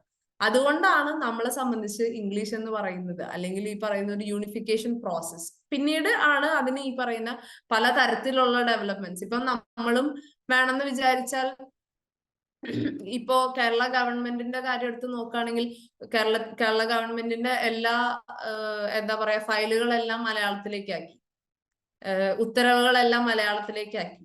പക്ഷെ എന്നിരുന്നാൽ പോലും ഇംഗ്ലീഷിന്റെ വാല്യൂ കുറയുന്നുണ്ടോ? ഇല്ല. അത് നമ്മൾ കൊടുക്കുന്ന ഒരു പ്രോമിനൻസ് ആണ് അല്ലെങ്കിൽ നമ്മൾ കൊടുക്കുന്ന ഒരു ഇമ്പോർട്ടൻസ് ആണ്. സോ അതുകൊണ്ട് ഇംഗ്ലീഷ് എന്ന് പറയുന്ന ഭാഷ വളരെ ഇമ്പോർട്ടന്റ് ആയിട്ടുള്ള ഒരു ലാംഗ്വേജ് ആയിട്ട് ഇന്ത്യയിൽ ഇപ്പോഴും തുടരുന്നുണ്ട്. അതുകൊണ്ടാണ് നമ്മൾ മൂന്നാമത്തെ ഒരു സ്റ്റേജിൽ അമേരിക്കൻ ഇംഗ്ലീഷും ബ്രിട്ടീഷ് ഇംഗ്ലീഷും കഴിഞ്ഞിട്ട് നമ്മളെ സംബന്ധിച്ച് ഇംഗ്ലീഷ് എന്ന് പറയുന്നത് വളരെ പ്രോമിനന്റ് ആയിട്ട് നിൽക്കുന്നത്. ഇനി നമ്മളും ഈ മൂന്ന് രാജ്യക്കാർ മാത്രമാണോ ഇംഗ്ലീഷ് സംസാരിക്കുന്നത്?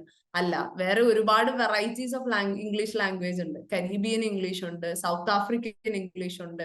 പക്ഷെ ഇതെല്ലാം ഇവരിൽ നിന്ന് വളരെ ഡിഫറെന്റ് ആണ്. എന്നാൽ ഒരു സ്റ്റാൻഡേർഡൈസ്ഡ് ഇംഗ്ലീഷ് എന്ന് പറയുന്നത് ഒരു ബൈബിൾ പബ്ലിക്കേഷൻ, അവസാനത്തെ ബൈബിൾ പബ്ലിക്കേഷൻ ജെയിംസ് സെക്കൻഡിന്റെ ബൈബിൾ പബ്ലിക്കേഷന് ശേഷമാണ് നമുക്കൊരു സ്റ്റാൻഡേർഡൈസ്ഡ് ഇംഗ്ലീഷ് എന്ന് പറയുന്ന ഒരു ഭാഷ വന്നത്. അതിനു മുന്നേ ഈ പറയുന്ന പോലെ ഓരോ രാജ്യങ്ങൾക്കും അവരവരുടേതായി, ഇപ്പം ഇന്ത്യൻ ഇംഗ്ലീഷ് അല്ലെങ്കിൽ Caribbean English, south African English Canadian English എല്ലാം ഡിഫറെന്റ് ആണ്. നമ്മള് 2 കൺട്രീസ് സിനിമ കണ്ടപ്പോ ദിലീപ് വെറുതെ ഇംഗ്ലീഷ് പറയുന്നതും വായിൽ കൈ വെച്ചിട്ട് ഇംഗ്ലീഷ് പറയുമ്പോഴും വരുന്ന ആക്സന്റ് ഡിഫറൻസുകളില്ലേ. സോ ഓരോ രാജ്യത്തും സംസാരിക്കുന്നത് ഇംഗ്ലീഷ് തന്നെയാണെങ്കിലും നമ്മൾ ഈ പറയുന്ന English as a international language അല്ലെങ്കിൽ English as a global language എന്ന് പറയുമ്പോൾ പോലും ഇംഗ്ലീഷ് എന്ന് പറയുന്നത് പലർക്കും പല ഇംഗ്ലീഷസ് ആണ്. ക്ലിയർ ആയോ? യെസ്. ഇനിയാണ് നമുക്ക് വരുന്ന ഇമ്പോർട്ടന്റ് ആയിട്ടുള്ള ഒരു ആസ്പെക്ട് എന്ന് പറയുന്നത് ഹൗ. എങ്ങനെയാണ് നമുക്ക് ഇംഗ്ലീഷ് ഇംപ്രൂവ് ചെയ്യാൻ പറ്റുന്നത്? ഇപ്പം ഇത്രയും നേരം ഞാൻ പറഞ്ഞ കാര്യങ്ങൾ കൊണ്ട് നിങ്ങൾക്ക് പേപ്പറിൽ പ്രത്യേകിച്ച് യാതൊരു ഉപകാരവും ഇല്ല, അല്ലെങ്കിൽ നിങ്ങൾ ഈ പറയുന്ന ജോലിക്കോ എവിടെയെങ്കിലും ചെന്നാലോ നിങ്ങൾക്ക് പ്രത്യേകിച്ച് യാതൊരു ഉപകാരവും ഇല്ല. ഇതാണ് ഇംഗ്ലീഷിന്റെ ബേസ്, അതറിഞ്ഞിരിക്കാം, അത്രേ ഉള്ളൂ. ഇനിയാണ് ഹൗ. എങ്ങനെയാണ് നമുക്ക് ഇംഗ്ലീഷ് ലാംഗ്വേജ് ഇംപ്രൂവ് ചെയ്യാൻ പറ്റുന്നത്? ആദ്യത്തേത് വൊക്കാബുലറി. വൊക്കാബുലറി എന്ന് പറഞ്ഞിട്ടുണ്ടെങ്കിൽ നമ്മളുടെ കയ്യിലുള്ള, നമ്മുടെ കൈവശമുള്ള വാക്കുകളെയാണ്, അല്ലെങ്കിൽ അതിന്റെ ഒരു സ്ട്രെങ്തിനാണ് നമ്മൾ വൊക്കാബുലറി എന്ന് വിളിക്കുന്നത്. നമുക്കത് ചിലർക്ക് ഒരുപാട് കൂടുതൽ വാക്കുകൾ, നമ്പർ ഓഫ് വേർഡ്സ് അറിയാൻ പറ്റുമായിരിക്കാം, നമ്പർ ഓഫ് എന്താ പറയാ യൂസേജസ് അറിയാൻ പറ്റുമായിരിക്കാം. അതിനെയാണ് നമ്മൾ ബേസിക്കലി വൊക്കാബുലറി എന്ന് പറയുന്നത്. രണ്ടാമത്തെ ആസ്പെക്ട് ആണ് ഗ്രാമർ ആസ്പെക്ട്. ഗ്രാമർ എന്ന് പറഞ്ഞാൽ ഈസ് എവിടെ ഉപയോഗിക്കണം, വാസ് എവിടെ ഉപയോഗിക്കണം, വേർ എവിടെ ഉപയോഗിക്കണം, ഈ പറയുന്ന പോലെ നൗൺ എന്താണ്, പാർട്സ് ഓഫ് സ്പീച്ചുകൾ ഏതൊക്കെയാണ്. അങ്ങനെ ഗ്രാമർ എന്ന് പറയുന്നത് റൂൾസ് ആൻഡ് റെഗുലേഷൻസ് ആണ് ബേസിക്കലി ഗ്രാമർ എന്ന് പറയുന്നത്. സോ അതാണ് നമ്മുടെ ഇംഗ്ലീഷിന്റെ സെക്കൻഡ് ആസ്പെക്ട് ആയിട്ട് വരുന്നത്. Third aspect practice. നമ്മൾ സംസാരിക്കുക തന്നെ ചെയ്യണം, എന്നാൽ മാത്രമേ നമുക്ക് ഇംഗ്ലീഷ് ഇംപ്രൂവ് ചെയ്യാൻ പറ്റുള്ളൂ. അല്ലാതെ നമ്മൾ ഈ പറയുന്ന പോലെ കയ്യിൽ കുറെ വൊക്കാബുലറി ഉണ്ട്, നമുക്ക് ഈസ് എവിടെ ഉപയോഗിക്കണം, വാസ് എവിടെ ഉപയോഗിക്കണം, പാർട്സ് ഓഫ് സ്പീച്ച് എല്ലാം അറിയാം, പക്ഷെ നമ്മളത് പ്രാക്ടീസ് ചെയ്യുന്നില്ല എന്നുണ്ടെങ്കിൽ നമുക്ക് പെട്ടെന്ന് സ്റ്റേജിൽ കയറി നിന്നാൽ ഇംഗ്ലീഷിൽ സംസാരിക്കാൻ പറ്റണമെന്നില്ല. ചിലപ്പോൾ പെട്ടെന്നൊരു ഇന്റർനാഷണൽ അല്ലെങ്കിൽ ഒരു നമ്മൾ വെറുതെ റോട്ടിൽ നടക്കുന്ന സമയത്ത് ഒരാൾ ഇംഗ്ലീഷിൽ വന്ന് സംസാരിച്ചാൽ നമുക്ക് മറുപടി പറയണമെന്ന് നിർബന്ധമില്ല. MA ലിറ്ററേച്ചർ കഴിഞ്ഞ ഒരുപാട് കുട്ടികൾ IELTS-നും OET-ക്കും പോകുന്നത് ഞാൻ കണ്ടിട്ടുണ്ട്. കാരണം അവർ പഠിക്കുന്ന ലിറ്ററേച്ചർ അല്ല ഈ പറയുന്ന IELTS-ന് അല്ലെങ്കിൽ സ്പീക്കിങ്ങിന് ആവശ്യം. അവര് പഠിച്ച ഷേക്സ്പിയറോ അല്ലെങ്കിൽ അവര് പഠിച്ച മിൽട്ടണോ അവര് പഠിച്ച ഡ്രൈഡനോ ഈ പറയുന്ന ക്രിറ്റിസിസമോ ഇതൊന്നും IELTS-ൽ, അല്ലെങ്കിൽ ഈ പറയുന്ന IELTS basically day to day needs ആണ്. നമ്മൾ നമ്മുടെ കമ്മ്യൂണിക്കേഷൻ സ്കില്ലുകൾ ഇംപ്രൂവ് ചെയ്യുക, അല്ലെങ്കിൽ നമ്മുടെ ഒരു കേപ്പബിലിറ്റി ആണ് IELTS എക്സാമിൽ അനലൈസ് ചെയ്യുന്നത്, എക്സാമിൻ ചെയ്യുന്നത്. സോ ഈ പറയുന്ന പോലെ ലിറ്ററേച്ചർ പഠിച്ച കുട്ടികൾ പലവരും ഇതിൽ പോകുന്നുണ്ട്. കാരണം എന്താണ്? അവർക്ക് വൊക്കാബുലറി ഇല്ലാഞ്ഞിട്ടാണോ? അല്ല. എത്രയോ ലിറ്റററി ടെക്സ്റ്റുകൾ അവർ പഠിച്ചു കഴിഞ്ഞു. ഗ്രാമർ അറിയാഞ്ഞിട്ടാണോ? അല്ല. +2 നമ്മളിപ്പം ടെക്സ്റ്റ് എടുത്ത് നോക്കിക്കഴിഞ്ഞാൽ A to Z പഠിച്ചു കഴിഞ്ഞാൽ 1ാം ക്ലാസ് മുതലേ കുട്ടികൾ ഈസും വാസും വെച്ച് സെന്റൻസുകൾ എഴുതി തുടങ്ങുന്നുണ്ട്. അതും കഴിഞ്ഞ് ലിറ്ററേച്ചറും കഴിഞ്ഞിട്ട് നമ്മൾ പോകേണ്ട ആവശ്യമുണ്ടോ? ഇല്ല. പക്ഷെ നമ്മൾ പ്രാക്ടീസ് ചെയ്യുന്നില്ല. പലപ്പോഴും പല ആൾക്കാർക്കും നമുക്ക് പറ്റുന്നത് പ്രാക്ടീസിന്റെ കുറവാണ്. നമുക്ക് ഒരു ബേസിക്കലി ഒരു ഫിയർ ഉണ്ട് ഉള്ളില്, നമ്മളെ കൊണ്ട് പറ്റൂ, നമ്മളെ കൊണ്ട് സാധിക്കൂ, നമുക്ക് ഇംഗ്ലീഷ് പറയാൻ പറ്റൂ, നമ്മൾ മലയാളീസ് അല്ലേ, അല്ലെങ്കിൽ നമ്മൾ ഇന്ത്യക്കാരല്ലേ, അങ്ങനെ ഒരു തോന്നലുണ്ട് നമ്മുടെ ഉള്ളില്. സോ നമ്മൾ പ്രാക്ടീസ് ചെയ്താൽ മാത്രമാണ് നമുക്ക് ഈ പറയുന്ന പോലെ ഇംഗ്ലീഷിനെ കുറച്ചും കൂടെ സ്നേഹിച്ച്, ഇപ്പം മലയാളത്തിൽ നമ്മുടെ അടുത്ത് എന്ത് പറഞ്ഞാലും നമുക്ക് ഹാൻഡിൽ ചെയ്യാൻ പറ്റും. എവിടെ വെച്ച് നമ്മുടെ അടുത്ത് മലയാളം ചോദിച്ചാലും, അല്ലെങ്കിൽ എവിടെ വെച്ച് നമ്മുടെ അടുത്ത് എത്ര കട്ടിയുള്ള മലയാളം വാക്ക് ചോദിച്ചാലും എന്തെങ്കിലുമൊക്കെ കണക്ട് ചെയ്ത് നമുക്ക് മനസ്സിലാവും സാധനം. പക്ഷെ ഇംഗ്ലീഷിൽ ചോദിച്ചാൽ നമുക്ക് ചെയ്യാൻ പറ്റുമോ? ഇല്ല. അത് വൊക്കാബുലറി ഇല്ലാത്തത് കൊണ്ടാണോ? അല്ല. ഡിക്ഷണറി പഠിക്കുന്ന എത്രയോ ആൾക്കാർക്ക് അത് ഇല്ലാതെ പോകുന്നു. ഗ്രാമർ അറിയാഞ്ഞിട്ടാണോ? അല്ല. പക്ഷെ പ്രാക്ടീസ് ഇല്ലാത്തതുകൊണ്ടാണ്. മനസ്സിലായോ? So what you have to do is practice. ഇനി ഞാൻ നിങ്ങൾക്ക് പറയാൻ പോകുന്നത് ഈ പറയുന്ന പോലെ നിങ്ങളുടെ 3 സ്കില്ലുകളെയും, വൊക്കാബുലറി സ്കില്ലിനെയും ഗ്രാമർ സ്കില്ലിനെയും പ്രാക്ടിക്കൽ സ്കില്ലിനെയും ഇംപ്രൂവ് ചെയ്യാൻ പറ്റുന്ന കുറച്ച് മെത്തേഡ്സ് ആണ്. First one two speak about vocabulary. നിങ്ങൾക്ക് വൊക്കാബുലറി ഇംപ്രൂവ് ചെയ്യാൻ പറ്റുന്ന ബെസ്റ്റ് സൊല്യൂഷൻ എന്ന് പറയുന്നത് ന്യൂസ് പേപ്പേഴ്സ് ആൻഡ് ബുക്സ് ആണ്. നിങ്ങൾ വെറുതെ ഒരു ദിവസം ടൈംസ് ഓഫ് ഇന്ത്യയിലൂടെ കടന്നുപോയി നോക്കിയേ, എത്രയോ പുതിയ വാക്കുകൾ നിങ്ങൾ പഠിക്കും. ഇനി വെറുതെ ഡിക്ഷണറി എടുത്ത് വായിച്ചു നോക്കിയേ. ഇനി ഇപ്പം ഈ പറയുന്ന പോലെ ടൈംസ് ഓഫ് ഇന്ത്യ നിങ്ങൾ വായിക്കുന്നു, അത് വായിക്കുന്നതിലൂടെ ഒരു വാക്കിന്റെ അർത്ഥം നിങ്ങൾക്ക് മനസ്സിലായില്ല. ഇപ്പോഴത്തെ കാലത്ത് ടെക്നോളജി വളർന്നപ്പോൾ പറ്റിയൊരു അബദ്ധം, നമ്മൾ ഗൂഗിളിൽ കയറി നേരെ അത് ടൈപ്പ് ചെയ്തു, അപ്പൊ തന്നെ അതിന്റെ മീനിങ് കിട്ടി. നമ്മുടെ ആവശ്യം നടന്നു. പക്ഷെ മറ്റൊരു പുതിയ വാക്കിനെ കുറിച്ച് നമ്മൾ അന്വേഷിച്ചു പോകുന്ന ഒരു പ്രോസസ് ഇല്ല. വെറാസ് ഡിക്ഷണറി, ഇതിനു മുന്നേ ഉണ്ടായിരുന്നത് ഡിക്ഷണറി ആണ്. നമ്മളൊരു വാക്കിന്റെ അർത്ഥം കണ്ടുപിടിക്കണമെങ്കിൽ നമ്മൾ ലൈബ്രറി പോകണം, അല്ലെങ്കിൽ വീട്ടിലുള്ള ഡിക്ഷണറി കണ്ടുപിടിക്കണം, അതിൽ ആൽഫബറ്റിക്കൽ ഓർഡർ എടുക്കണം. എ എന്ന് പറയുന്ന വാക്കിൽ എ എന്ന് പറയുന്ന ആൽഫബറ്റിൽ സ്റ്റാർട്ട് ചെയ്യുന്നതാണെങ്കിൽ എയിൽ നിന്നും പിന്നെ നമ്മൾ തപ്പി എവിടെയാണ് ആ വാക്കെന്ന് കണ്ടുപിടിക്കണം. അങ്ങനെ ഒരു വാക്ക് അന്വേഷിക്കുമ്പോൾ തന്നെ മിനിമം ഒരു 100 വാക്ക് അല്ലെങ്കിൽ മിനിമം ഒരു 10 വാക്കെങ്കിലും നമ്മൾ 10 വാക്കിലൂടെയെങ്കിലും നമ്മുടെ കണ്ണൊന്ന് ഓടി. ആ 10 വാക്കില് ഒരു 2 വാക്ക് പോട്ടെ, ഒരു വാക്കെങ്കിലും നമ്മുടെ മനസ്സിൽ തങ്ങി നിൽക്കും. ആ ഒരു വാക്ക് നമ്മളെ സ്ട്രൈക്ക് ചെയ്യുമ്പോൾ സ്വാഭാവികമായിട്ട് നമ്മൾ അതിന്റെ മീനിങ്, ഇത് ഞാൻ ആദ്യമായിട്ട് കേൾക്കുന്നതാണല്ലോ, ഇത് എന്താണ് എന്നുള്ള ഒരു ക്യൂരിയോസിറ്റി കാരണം നമ്മൾ അതിന്റെ മീനിങ് നോക്കും. ഇപ്പം ചില ആൾക്കാരുടെ പേര് നമ്മൾ ഓർത്തിരിക്കുന്നത് എന്തുകൊണ്ടാണ്? ആ പേരിൽ എന്തെങ്കിലും ഒരു സ്ട്രൈക്കിംഗ് സാധനം ഉണ്ടാവും. ചില കടകളുടെ പേര് നമ്മൾ ചിലപ്പോൾ റോട്ടിക്കോടെ അല്ലെങ്കിൽ ബസ്സിലെങ്കിലും പോയിക്കൊണ്ടിരിക്കുന്ന സമയത്തായിരിക്കും ചിലപ്പോൾ ചില കടകൾ കാണുന്നത്. അതിൽ എല്ലാ കടയുടെ പേരൊന്നും ഓർമ്മയുണ്ടാവില്ല, പക്ഷെ ചില കടകളുടെ പേര് നമ്മൾ ഓർത്തിരിക്കും. എന്തുകൊണ്ടാണ്? അതിൽ ചില സ്ട്രൈക്കിംഗ് സാധനങ്ങളുണ്ട്. അപ്പം ഞാൻ പറയുന്നത്, നിങ്ങൾ ന്യൂസ് പേപ്പർ വായിക്കുക, അതുപോലെ ബുക്കുകൾ വായിക്കുക, ഒരുപാട് ബുക്കുകൾ വായിക്കുക. അത് ഭയങ്കര കട്ടിയായിട്ടുള്ള ഷേക്സ്പീരിയൻ നോവൽസോ അല്ലെങ്കിൽ ഷേക്സ്പീരിയൻ ഡ്രാമാസോ അല്ലെങ്കിൽ വലിയ വലിയ ആൾക്കാരുടെ നോവൽസോ ഒന്നും വായിക്കണമെന്ന് നിർബന്ധമൊന്നുമില്ല. നിങ്ങൾ ഇംഗ്ലീഷിൽ കിട്ടുന്ന എന്തും വായിക്കുക. ചിലപ്പോ വല്ല സ്പോർട്സ് മാഗസിൻ ആയിരിക്കാം, അല്ലെങ്കിൽ ഫാഷൻ മാഗസിൻ ആയിരിക്കാം, എന്ത് വായിക്കട്ടെ, ഇംഗ്ലീഷിൽ എന്ത് കിട്ടിയാലും നിങ്ങൾ വായിക്കുക. ചിലപ്പോ വെറുതെ കിട്ടുന്ന ഒരു നോട്ടീസ് ആയിരിക്കാം, നമ്മൾ കാണുന്ന ഒരു സിനിമ പോസ്റ്റർ ആയിരിക്കാം, എന്ത് വായിക്കോട്ടെ വായിക്കുക. വായിക്കുമ്പോ ഈ വാക്കുകൾ അത്രയും വാക്കുകൾ നിങ്ങളുടെ മനസ്സിലേക്ക് കയറും. എല്ലാം എപ്പോഴും ഓർത്തിരിക്കണം എന്ന് നിർബന്ധമൊന്നുമില്ല, പക്ഷെ ഏതെങ്കിലും ഒക്കെ എവിടെയെങ്കിലും ഒക്കെ നമ്മൾ ഓർക്കും. അതാണ് നിങ്ങൾക്ക് വൊക്കാബുലറി ഡെവലപ്പ് ചെയ്യാൻ പറ്റുന്ന ബെസ്റ്റ് സൊല്യൂഷൻ എന്നുള്ളത്. രണ്ടാമത്തേതാണ് സിനിമ. ഇനി ഇംഗ്ലീഷ് സിനിമ എന്ന് പറയുമ്പോൾ ഭയങ്കര ഇംഗ്ലീഷുള്ള നമുക്ക് മനസ്സിലാവാത്ത സിനിമകളൊന്നുമല്ല. ഈവൻ മലയാളം സിനിമയാണെങ്കിൽ പോലും, ഇപ്പൊ നെറ്റ്ഫ്ലിക്സിലാണെങ്കിലും ആമസോൺ പ്രൈമിലാണെങ്കിലും ഏതൊരു ഓൺലൈൻ OTT പ്ലാറ്റ്ഫോമിൽ കയറിയാൽ പോലും നിങ്ങൾക്ക് സബ് ടൈറ്റിൽസ് കിട്ടും മൂവീസിന്റെ, അല്ലെ? സോ മലയാളം മൂവീസ് ആണെങ്കിലും അല്ലെങ്കിൽ നിങ്ങൾക്ക് അറിയാവുന്ന ഭാഷയിലുള്ള മൂവീസ് ആണെങ്കിലും സബ് ടൈറ്റിൽസ് ഇട്ട് കാണുക. മലയാളം മൂവീസ് സബ് ടൈറ്റിൽ ഇട്ട് കാണുന്നവൻ അല്ലെങ്കിൽ ഇപ്പൊ നമ്മൾ കാണുമ്പോൾ ബാക്കിയുള്ളവർ വിചാരിക്കും ഇവൻ എന്താ പ്രാന്താണോ മലയാളം പടം സബ് ടൈറ്റിൽ ഇട്ട് കാണാൻ. പക്ഷെ നമ്മൾ സബ് ടൈറ്റിൽ ഇട്ട് കാണുന്ന എന്തിനു വേണ്ടിയിട്ടാണ്? അവര് പറയുന്ന ചില ഡയലോഗുകളുടെ വാക്കുകൾ, അത് സബ് ടൈറ്റിലിൽ നമുക്ക് ആ വേർഡ്സിനെ നമുക്ക് റീഡ് ചെയ്യാൻ പറ്റും. നമുക്കത് കുറച്ചും കൂടെ ഐഡന്റിഫൈ ചെയ്യാൻ പറ്റും. ചിലപ്പോൾ ഓർമ്മയിൽ നിൽക്കുന്നത് ആ സിനിമയിൽ അയാൾ പറഞ്ഞ ഡയലോഗ് ആയിരിക്കും. അങ്ങനെ നമുക്ക് വൊക്കാബുലറി ഡെവലപ്പ് ചെയ്യാം. പിന്നെ വളരെ ടെക്കി ആയിട്ടുള്ള ആൾക്കാർക്ക് യൂസ് ചെയ്യാൻ പറ്റുന്ന ഒരു ആപ്പാണ് വേർഡ് അപ്പ് എന്ന് പറഞ്ഞിട്ട് ഒരു ആപ്പ്. അത് ഈ പറഞ്ഞ പോലെ കുറച്ചും കൂടി ഡിക്ഷണറി സിമിലർ ആയിട്ടുള്ള ഒരു ആപ്ലിക്കേഷൻ ആണ് വേർഡ് അപ്പ് എന്ന് പറഞ്ഞിട്ട്. ആൻഡ്രോയിഡിലും എനിക്ക് തോന്നുന്നു iOS-ലൊക്കെ അവൈലബിൾ ആണെന്ന് തോന്നുന്നു. സോ ആ ആപ്പിന്റെ അകത്ത് നമ്മളിപ്പം നേരത്തെ പറഞ്ഞ പോലെ ഗൂഗിളിൽ അടിക്കാതെ നമ്മൾ ഡയറക്റ്റ് ആയിട്ട് ആ വാക്ക് അടിച്ചു കൊടുക്കുകയാണെങ്കിൽ അതിന്റെ പ്രൊനൗൺസിയേഷൻ എങ്ങനെയാണ്, അതിന്റെ യൂസേജ് എങ്ങനെയാണ് വരുന്നത്, അതിനോട് ചേർന്നിട്ട് വരുന്ന സിനോണിംസ് എന്താണ്, ആന്റോണിംസ് എന്താണ് എന്നുള്ള കാര്യങ്ങൾ. സിനോണിംസ് എന്ന് പറഞ്ഞിട്ടുണ്ടെങ്കിൽ ഒരു വാക്കിനെ നമ്മൾ സിമിലർ ആയിട്ട് ഉപയോഗിക്കുന്ന പകരം ഉപയോഗിക്കുന്ന വാക്കുകളാണ് നമ്മൾ സിനോണിംസ് എന്ന് വിളിക്കുന്നത്. ആ വാക്കിന്റെ നേരെ ഓപ്പോസിറ്റ് വാക്കിനെ നമ്മൾ പറയുന്നതാണ് ആന്റോണിംസ്.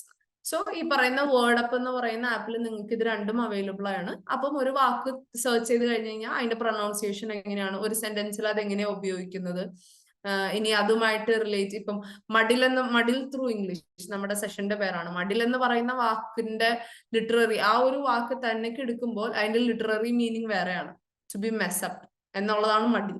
പക്ഷെ മഡിൽ ത്രൂ എന്ന് പറയുന്ന വാക്കിലേക്ക് വരുമ്പോ ടു ഡീപ് ഡൈവ് ഇൻ. മനസ്സിലായോ? രണ്ടും ഡിഫറെന്റ് ആണ്. അപ്പൊ അങ്ങനത്തെ ഡിഫറൻസസ് ഒക്കെ നമുക്ക് ഈ പറയുന്ന വേർഡ് അപ്പ് എന്ന് പറയുന്ന ഒരു ആപ്പിൽ നമുക്ക് ഐഡന്റിഫൈ ചെയ്യാൻ പറ്റും.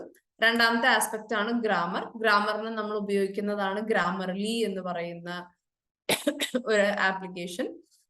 ഗ്രാമർലി എനിക്ക് തോന്നുന്നു വളരെ കോമൺ ആയിട്ടുള്ള, ഇപ്പോ ഒരുവിധം എല്ലാവരും യൂസ് ചെയ്യുന്ന വളരെ പോപ്പുലർ ആയിട്ടുള്ള ഒരു ആപ്ലിക്കേഷൻ ആണ് ഗ്രാമർലി. നമ്മൾ ഒരു കണ്ടന്റ് അല്ലെങ്കിൽ ഇപ്പൊ നമ്മുടെ അസൈൻമെന്റ്സ് ആയിക്കോട്ടെ നമ്മൾ അടിച്ചു കൊടുത്തു കഴിഞ്ഞു കഴിഞ്ഞാൽ നമുക്ക് അതിൻ്റെ അകത്തുള്ള ഗ്രാമർ കറക്ഷൻസ് ഇനി എന്തുകൊണ്ടാണ് ഞാൻ കണ്ടതിൽ വെച്ച് ഗ്രാമർലിയിൽ ഒരു പ്രത്യേക പോസിറ്റീവ്നെസ് എന്ന് പറഞ്ഞിട്ടുണ്ടെങ്കിൽ എന്തുകൊണ്ടാണ് ഇവിടെ ഈസ് ഉപയോഗിക്കുന്നത്, അല്ലെങ്കിൽ എന്തുകൊണ്ടാണ് നിങ്ങൾ എഴുതിയ ഈ ഒരു സെന്റൻസ് തെറ്റായി പോകുന്നത് എന്നുള്ളതിനുള്ള ഒരു കറക്റ്റ് എക്സ്പ്ലനേഷൻ എപ്പോഴും ഗ്രാമർലിയിൽ കിട്ടുന്നുണ്ട്. സോ അതാണ് ഒരു ഓപ്ഷൻ. പിന്നെ ഗൂഗിൾ. സോ പിന്നത്തെ ഒരു ഇതാണ് ഗൂഗിൾ എന്ന് പറഞ്ഞാൽ നമുക്ക് എപ്പോഴും അവൈലബിൾ ആയിട്ടുള്ള, നമുക്ക് എന്തോ അടിച്ചു കൊടുത്താൽ കിട്ടുന്ന ഒരു പ്ലാറ്റ്ഫോമാണ് ഗൂഗിൾ. പക്ഷെ ഗൂഗിളിൽ നിങ്ങൾ സെർച്ച് ചെയ്യുമ്പോൾ ശ്രദ്ധിക്കേണ്ടത് നിങ്ങൾ ചെയ്യുന്നത് അല്ലെങ്കിൽ പോകുന്ന സൈറ്റുകൾ വാലിഡ് ആണ്, പ്രോപ്പർ സൈറ്റിലാണോ നിങ്ങൾ പോകുന്നത് എന്നുള്ളത് തിരിച്ചറിയുക. അത് ശ്രദ്ധിച്ചിട്ട് നിങ്ങൾ ഗൂഗിളിലൂടെ സെർച്ച് ഔട്ട് ചെയ്യുക. അതാണ് പിന്നത്തെ ഒരു ഓപ്ഷനായിട്ട് നമുക്ക് പറയാൻ പറ്റുന്നത്. പിന്നെ നമുക്ക് പ്രാക്ടീസിന് വേണ്ടിയിട്ട് നമുക്ക് ചെയ്യാൻ പറ്റുന്നത് ഞാൻ പറഞ്ഞു, സംസാരിക്കുക. നിങ്ങൾക്ക് മറ്റുള്ളവരോട് സംസാരിക്കാം, ഇല്ലെങ്കിൽ നിങ്ങളോട് തന്നെ സംസാരിക്കാം. ഇപ്പോ നമ്മള് കരിയർ ഗൈഡൻസിന്റെ ക്ലാസ്സസിന് പോകുമ്പോൾ അല്ലെങ്കിൽ പേഴ്സണാലിറ്റി ഡെവലപ്മെന്റ് ക്ലാസ്സസിനൊക്കെ പോകുമ്പോൾ നമ്മൾ പലപ്പോഴും കോൺഫിഡൻസ് ഡെവലപ്പ് ചെയ്യാൻ വേണ്ടി നമ്മൾ പറയുന്ന ഒരു ടെക്നിക്കാണ് മിറർ ടോക്കിംഗ്. അതായത് ഞാൻ മിററിൽ നോക്കി ഞാൻ എങ്ങനെ നിൽക്കുന്നു. ഇന്റർവ്യൂവിനൊക്കെ പോകുമ്പോൾ നമ്മൾ പറയാറുണ്ട്, അല്ലെങ്കിൽ ഈ പറയുന്ന പോലെ ഒരു പബ്ലിക് സ്പീക്കിംഗ് സ്കില്ല് ഡെവലപ്പ് ചെയ്യാൻ വേണ്ടി നമ്മൾ ക്ലാസ്സസ് ഓറിയന്റേഷൻ സെഷൻസ് ഒക്കെ കൊടുക്കാൻ പോകുമ്പോൾ നമ്മൾ പറയുന്ന ഒരു ടെക്നിക്കാണ് ഈ പറയുന്ന മിററിന്റെ ഫ്രണ്ടിൽ നിന്ന് സംസാരിക്കുക എന്നുള്ളത്. കാരണം ഈ പറയുന്ന പോലെ നമ്മൾ എങ്ങനെയാണ് കാണാൻ, നമ്മൾ എങ്ങനെയാണ് അപ്പിയർ ചെയ്യുന്നത്, നമ്മുടെ അപ്പിയറൻസ് എങ്ങനെയാണ്, നമ്മൾ സംസാരിക്കുമ്പോൾ നമ്മുടെ ബോഡി ലാംഗ്വേജ് എങ്ങനെയാണ്, നമ്മൾ കൈകൾ എങ്ങനെ ഉപയോഗിക്കുന്നത്, നമ്മുടെ കണ്ണിന്റെ കോൺസെൻട്രേഷൻ എവിടെയാ പോകുന്നത്, അതൊക്കെ കോൺഫിഡൻസിന്റെ ഓരോ ലെവലാണ്. മനസ്സിലായോ? സോ അതെല്ലാം പ്രാക്ടീസ് ചെയ്യുക എന്നുള്ളത് ഒരു മെത്തേഡ്. ഇനി സ്പീക്കിംഗ് പാൽ എന്ന് പറയുന്നത് മറ്റൊരു ആപ്ലിക്കേഷൻ ആണ്. ഈ ആപ്ലിക്കേഷൻ്റെ അകത്ത് നിങ്ങൾക്ക് കയറിയിട്ട് നമ്മളിപ്പോ വേറൊരാളോട് സംസാരിക്കുന്ന പോലെ നമുക്ക് കോൺവെർസേഷൻസ് നടത്താൻ പറ്റും. അതുപോലെ നിങ്ങൾ ഇനി അവിടുന്ന് ചോദിച്ച ഒരു ചോദ്യത്തിന് നിങ്ങൾക്ക് മറുപടി പറയാൻ പറ്റുന്നില്ലെങ്കിൽ അതിനെങ്ങനെ മറുപടി ഫ്രെയിം ചെയ്യാം എന്നുള്ളൊരു ഗൈഡൻസും സ്പീക്കിംഗ് പാൽ എന്ന് പറയുന്ന ഒരു ആപ്ലിക്കേഷൻ കൊടുക്കുന്നുണ്ട്. സോ ഇത് iOS-ൽ അവൈലബിൾ ആണെന്ന് എനിക്ക് തോന്നുന്നു. ആൻഡ്രോയിഡിൽ എന്തായാലും കിട്ടും. പിന്നെ സിസ്റ്റത്തിൽ നിങ്ങൾ അടിച്ചു കൊടുത്തു കഴിഞ്ഞാൽ കുറച്ച് ഈ പറയുന്ന പോലെ സ്പീക്കിംഗ് പാല് ഡൗൺലോഡ് ചെയ്ത് യൂസ് ചെയ്യാമെന്ന് എനിക്ക് തോന്നുന്നു. സോ അതാണ് ഒരു ആപ്ലിക്കേഷൻ. പിന്നെ നമ്മൾ ഇപ്പൊ വളരെ പോപ്പുലർ ആയിട്ട് വരുന്നതാണ് ഈ പറയുന്ന ആമസോൺ എക്കോ, അല്ലെങ്കിൽ നമ്മളിപ്പോ ഫോണിലുള്ള അലക്സ, അല്ലെങ്കിൽ ഇപ്പം iOS-ലുള്ള സിറി, അങ്ങനത്തെ ഒക്കെ. അതെന്ന് പറഞ്ഞാൽ എല്ലാവർക്കും കോമൺ ആയിട്ട് അറിയുന്ന കാര്യമാണ്. നമ്മൾക്ക് അങ്ങോട്ട് സംസാരിക്കാം, അവിടെ നിന്ന് ഇങ്ങോട്ട് സംസാരിക്കും, നമുക്ക് അതിന് മറുപടി പറയാം. പക്ഷെ നമ്മുടെ മലയാളത്തിൽ പറയാൻ പറ്റില്ല. നമ്മൾ പറയണമെങ്കിൽ നമ്മൾ ഇംഗ്ലീഷിൽ പറയണം. ഇനി ഇംഗ്ലീഷിൽ നമ്മൾ ഉദ്ദേശിച്ച നമ്മൾ പറയുന്ന സാധനം അവർക്ക് മനസ്സിലായില്ലെങ്കിൽ നമ്മളത് വീണ്ടും പറയണം. നമ്മളത് പറഞ്ഞ് അവരെ മനസ്സിലാക്കി കൊടുക്കണം. സോ നമ്മൾ എങ്ങനെ അത് പറഞ്ഞ് മനസ്സിലാക്കി കൊടുക്കും? ഇപ്പൊ എനിക്ക് ഇന്ന പാട്ട് വേണം എന്ന് എങ്ങനെ പറഞ്ഞു കൊടുക്കും എന്നുള്ളത് നമുക്കറിയില്ലെങ്കിൽ നമ്മൾ അത് എങ്ങനെ ചെയ്യും എന്നുള്ളത് കണ്ടുപിടിക്കാനുള്ള വഴികളിലേക്ക് നമ്മൾ പോകും. അത് നമ്മൾ അന്വേഷിക്കും. അപ്പൊ നമ്മുടെ വൊക്കാബുലറി കറക്റ്റ് ആവും. നമ്മുടെ വൊക്കാബുലറി കറക്റ്റ് ചെയ്യാൻ ശ്രമിക്കും. നമ്മുടെ ഗ്രാമർ കറക്റ്റ് ചെയ്യാൻ ശ്രമിക്കും. ക്ലിയർ ആണ്. സോ ആമസോൺ ഇപ്പം നിങ്ങൾക്ക് ഗൂഗിൾ സ്പീക്കിംഗ് ഉണ്ട്, അല്ലെങ്കിൽ ഈ പറയുന്ന അലക്സ ഒരെണ്ണം മേടിച്ച് വെക്കാം. ഇല്ലാന്നുണ്ടെങ്കിൽ ഇപ്പൊ ആമസോണിൽ അവൈലബിൾ ആണ്. സിറി ഉണ്ട്. സോ അങ്ങനത്തെ ഓൺലൈൻ പ്ലാറ്റ്ഫോംസ് നിങ്ങൾക്ക് യൂസ് ചെയ്യാം. പക്ഷെ യൂസ് ചെയ്യുമ്പോൾ ശ്രദ്ധിക്കേണ്ടത് ഈ പറയുന്ന വെറുതെ ഓൺലൈൻ സൈറ്റുകളിൽ കയറി അതിന്റെ ഒതന്റിസിറ്റി ശ്രദ്ധിച്ചിട്ട് വേണം നിങ്ങൾ യൂസ് ചെയ്യാനായിട്ട്. സോ അതാണ് നമ്മൾ പറയുന്ന കുറച്ച് ഫ്രീ ബൈസ് എന്നുള്ള രീതിയിൽ. പിന്നെ നമ്മുടെ ഇഗ്നോ, ഇനി ഇതൊന്നും നിങ്ങൾക്ക് പറ്റില്ല എന്നുണ്ടെങ്കിൽ ഇഗ്നോന്റെ കുറച്ച് കോഴ്സുകൾ ഉണ്ട്. ഈ പറയുന്ന പോലെ ഇംഗ്ലീഷ് ഫോർ ജോബ് അല്ലെങ്കിൽ ഇംഗ്ലീഷ് ഫോർ അക്കാഡമിക്സ് എന്നൊക്കെ പറഞ്ഞിട്ട് ചെറിയ ചെറിയ ഷോർട്ട് ടേം ഡിപ്ലോമ കോഴ്സസ് ഉണ്ട്. സോ ആ കോഴ്സസ് അറ്റൻഡ് ചെയ്യുക. ആ കോഴ്സസ് അറ്റൻഡ് ചെയ്താൽ നിങ്ങൾക്ക് കുറച്ചും കൂടി പ്രാവീണ്യം നേടാൻ പറ്റും.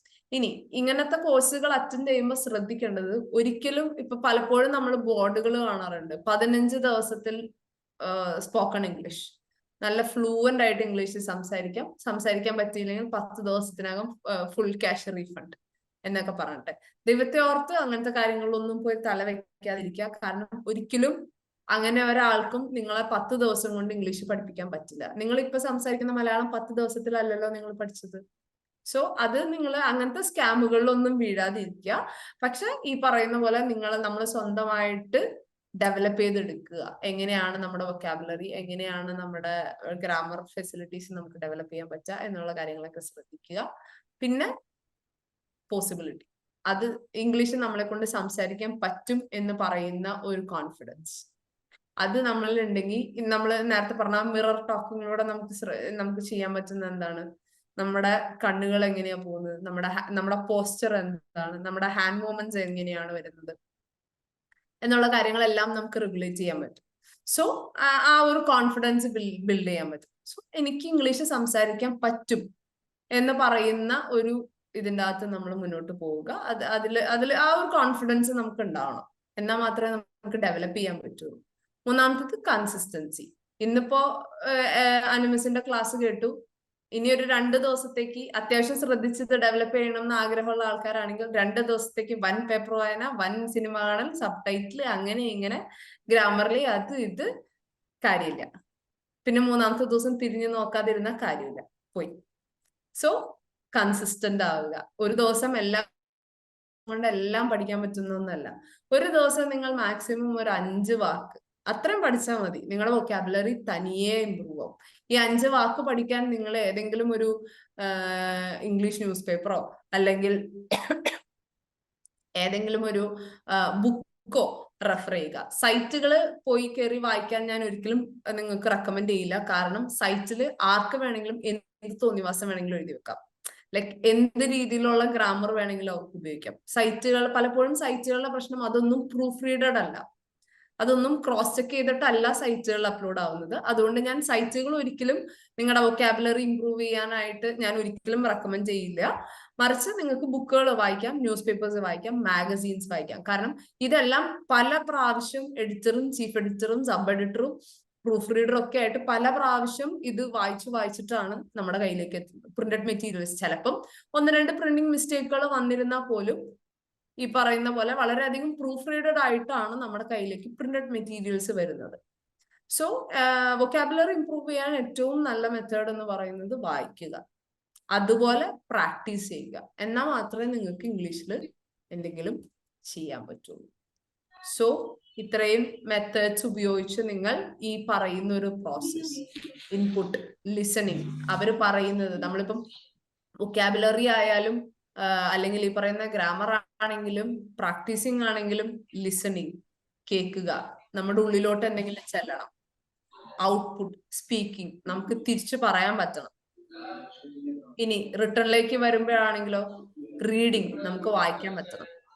ഓക്കെ, അപ്പൊ നമുക്ക് ഇന്നത്തെ ആക്ഷൻ ടാസ്ക് എന്ന് പറയുന്നത്, നിങ്ങളിപ്പം നിങ്ങളുടെ ഇംഗ്ലീഷ് ലാംഗ്വേജ് സ്കില്ലിനെ നമ്മൾ റേറ്റ് ചെയ്യണം. അതായത് 1 to 10 എന്നുള്ള ഒരു രീതിയിൽ നമ്മൾ ലിസണിങ്ങിലാണെങ്കിലും അതുപോലെ തന്നെ സ്പീക്കിങ്ങിലും അതുപോലെ റീഡിങ്, റൈറ്റിംഗ്, ഈ പറയുന്ന നമ്മുടെ സ്കിൽസ് നമ്മളൊന്ന് റേറ്റ് ചെയ്യണം. ഓക്കെ, അതുപോലെ തന്നെ നമ്മളിപ്പോൾ ഒരുപാട് സോഴ്സസ് ഇവിടെ മാം നിങ്ങൾക്ക് പറഞ്ഞു തന്നു അല്ലെ, ഒരുപാട് ആപ്സിനെ കുറിച്ചും എങ്ങനെയാണ് നമ്മൾ നമ്മുടെ ഇംഗ്ലീഷ് ഇംപ്രൂവ് ചെയ്യേണ്ടതെന്നുള്ളതിനെ കുറിച്ച് പറഞ്ഞിരുന്നു.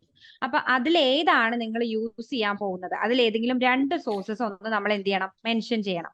അതുപോലെ തന്നെ എത്ര ഡേയ്സ് ആണ്, how much time in A day, ഒരു ദിവസത്തിൽ നമ്മൾ എത്ര സമയമാണ് നമ്മുടെ ഇംഗ്ലീഷ് ലാംഗ്വേജ് ഇംപ്രൂവ് ചെയ്യാനായിട്ട് നിങ്ങൾ സ്പെൻഡ് ചെയ്യാനായിട്ട് ഇന്ന് മുതൽ തീരുമാനിക്കുന്നത് എന്നുള്ളതിനെ കുറിച്ച് ഒന്ന് മെൻഷൻ ചെയ്യുക. അതുപോലെ തന്നെ നമുക്കൊരു ഫില്ലിംഗ് ദ ബ്ലാങ്ക്സ് വന്നിട്ടുണ്ട്. അതായത് നമ്മളിപ്പം if I improve my English skill, നമ്മൾ ഇംഗ്ലീഷ് സ്കിൽ ഇംപ്രൂവ് ചെയ്യുകയാണെങ്കിൽ my life will be much better. എന്തുകൊണ്ടാണ് നമ്മുടെ ലൈഫ് കുറച്ചുകൂടി ബെറ്റർ ആവും, അത് എന്തുകൊണ്ടാണെന്നാണ് നിങ്ങൾ ചിന്തിക്കുന്നത്. അത് നിങ്ങൾ അവിടെ ആ ഒരു എന്താണോ നിങ്ങൾ കറക്റ്റ് ആയിട്ടുള്ള ഒരു ഇത് വെച്ച് നമ്മൾ ഫില്ല് ചെയ്യുക.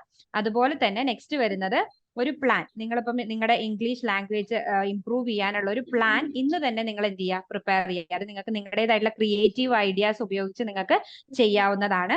അപ്പൊ ഇത് നിങ്ങളുടെ കറസ്പോണ്ടിങ് മെന്റർ നിങ്ങൾക്ക് ഷെയർ ചെയ്ത് തരുന്നതായിരിക്കും. അപ്പൊ അത് എല്ലാ സെഷൻസിലെയും പോലെ തന്നെ നിങ്ങളത് ഫില്ല് ചെയ്തിട്ട് മെന്റർക്ക് അയച്ചു കൊടുക്കേണ്ടതാണ് കേട്ടോ. അപ്പൊ ഇത്രയും കാര്യങ്ങളാണ് നമ്മുടെ ആക്ഷൻ ടാസ്കിൽ വരുന്നത്. And once again thank you ma'am for the class. അതുപോലെ തന്നെ അതെ, ഓക്കെ, അതുപോലെ തന്നെ എല്ലാവരോടും ഈ ഒരു സെഷനിൽ പങ്കെടുത്തതിന് ഹൃദയപൂർവ്വം നന്ദി പറയാണ്. അതുപോലെ ഇനി വരുന്ന സെഷൻസിലും നിങ്ങളുടെ ഇതേപോലെ ആക്റ്റീവ് ആയിട്ടുള്ള പാർട്ടിസിപ്പേഷൻ ഞാൻ ഹോപ്പ് ചെയ്യുന്നു. Thank you for joining. Thank you ma'am. Thank you. നിങ്ങൾ ആ ടാസ്ക് ഫിൽ ചെയ്യുമ്പോൾ എൻ്റെ ഒരു റിക്വസ്റ്റ് ആണ്, ബി ജെന്യുവൻ ആസ് പോസിബിൾ. കാരണം എന്നാൽ മാത്രമേ നിങ്ങൾക്ക് നിങ്ങളുടേതായ ഒരു ഫീഡ്ബാക്ക് ഉണ്ടാവുള്ളൂ. അല്ലാതെ ഇപ്പം മെന്റർ എന്ത് വിചാരിക്കും എന്ന് വിചാരിച്ചുകൊണ്ട് നിങ്ങൾ ഞാൻ ഇന്ന് മുതൽ ഇപ്പം 3ാമത്തെ ക്വസ്റ്റ്യൻ ഇന്ന് മുതൽ എത്ര സമയം എടുക്കും, 2 മണിക്കോ, ഒരിക്കലും പോസിബിൾ അല്ലാത്ത കാര്യമാണ് അല്ലെ. സോ ജെന്യുവിൻ ആസ് പോസിബിൾ അത് ആൻസർ ചെയ്യുമ്പോൾ എന്നാൽ മാത്രമേ നമുക്ക് അതനുസരിച്ച് നിങ്ങളെ ഹെൽപ്പ് ഔട്ട് ചെയ്യാൻ പറ്റൂ. അതെ. Yeah okay, bye. Thank you so much. Thank you all. Thank you. Bye. Thank you so much. Thank you, ma'am. Bye.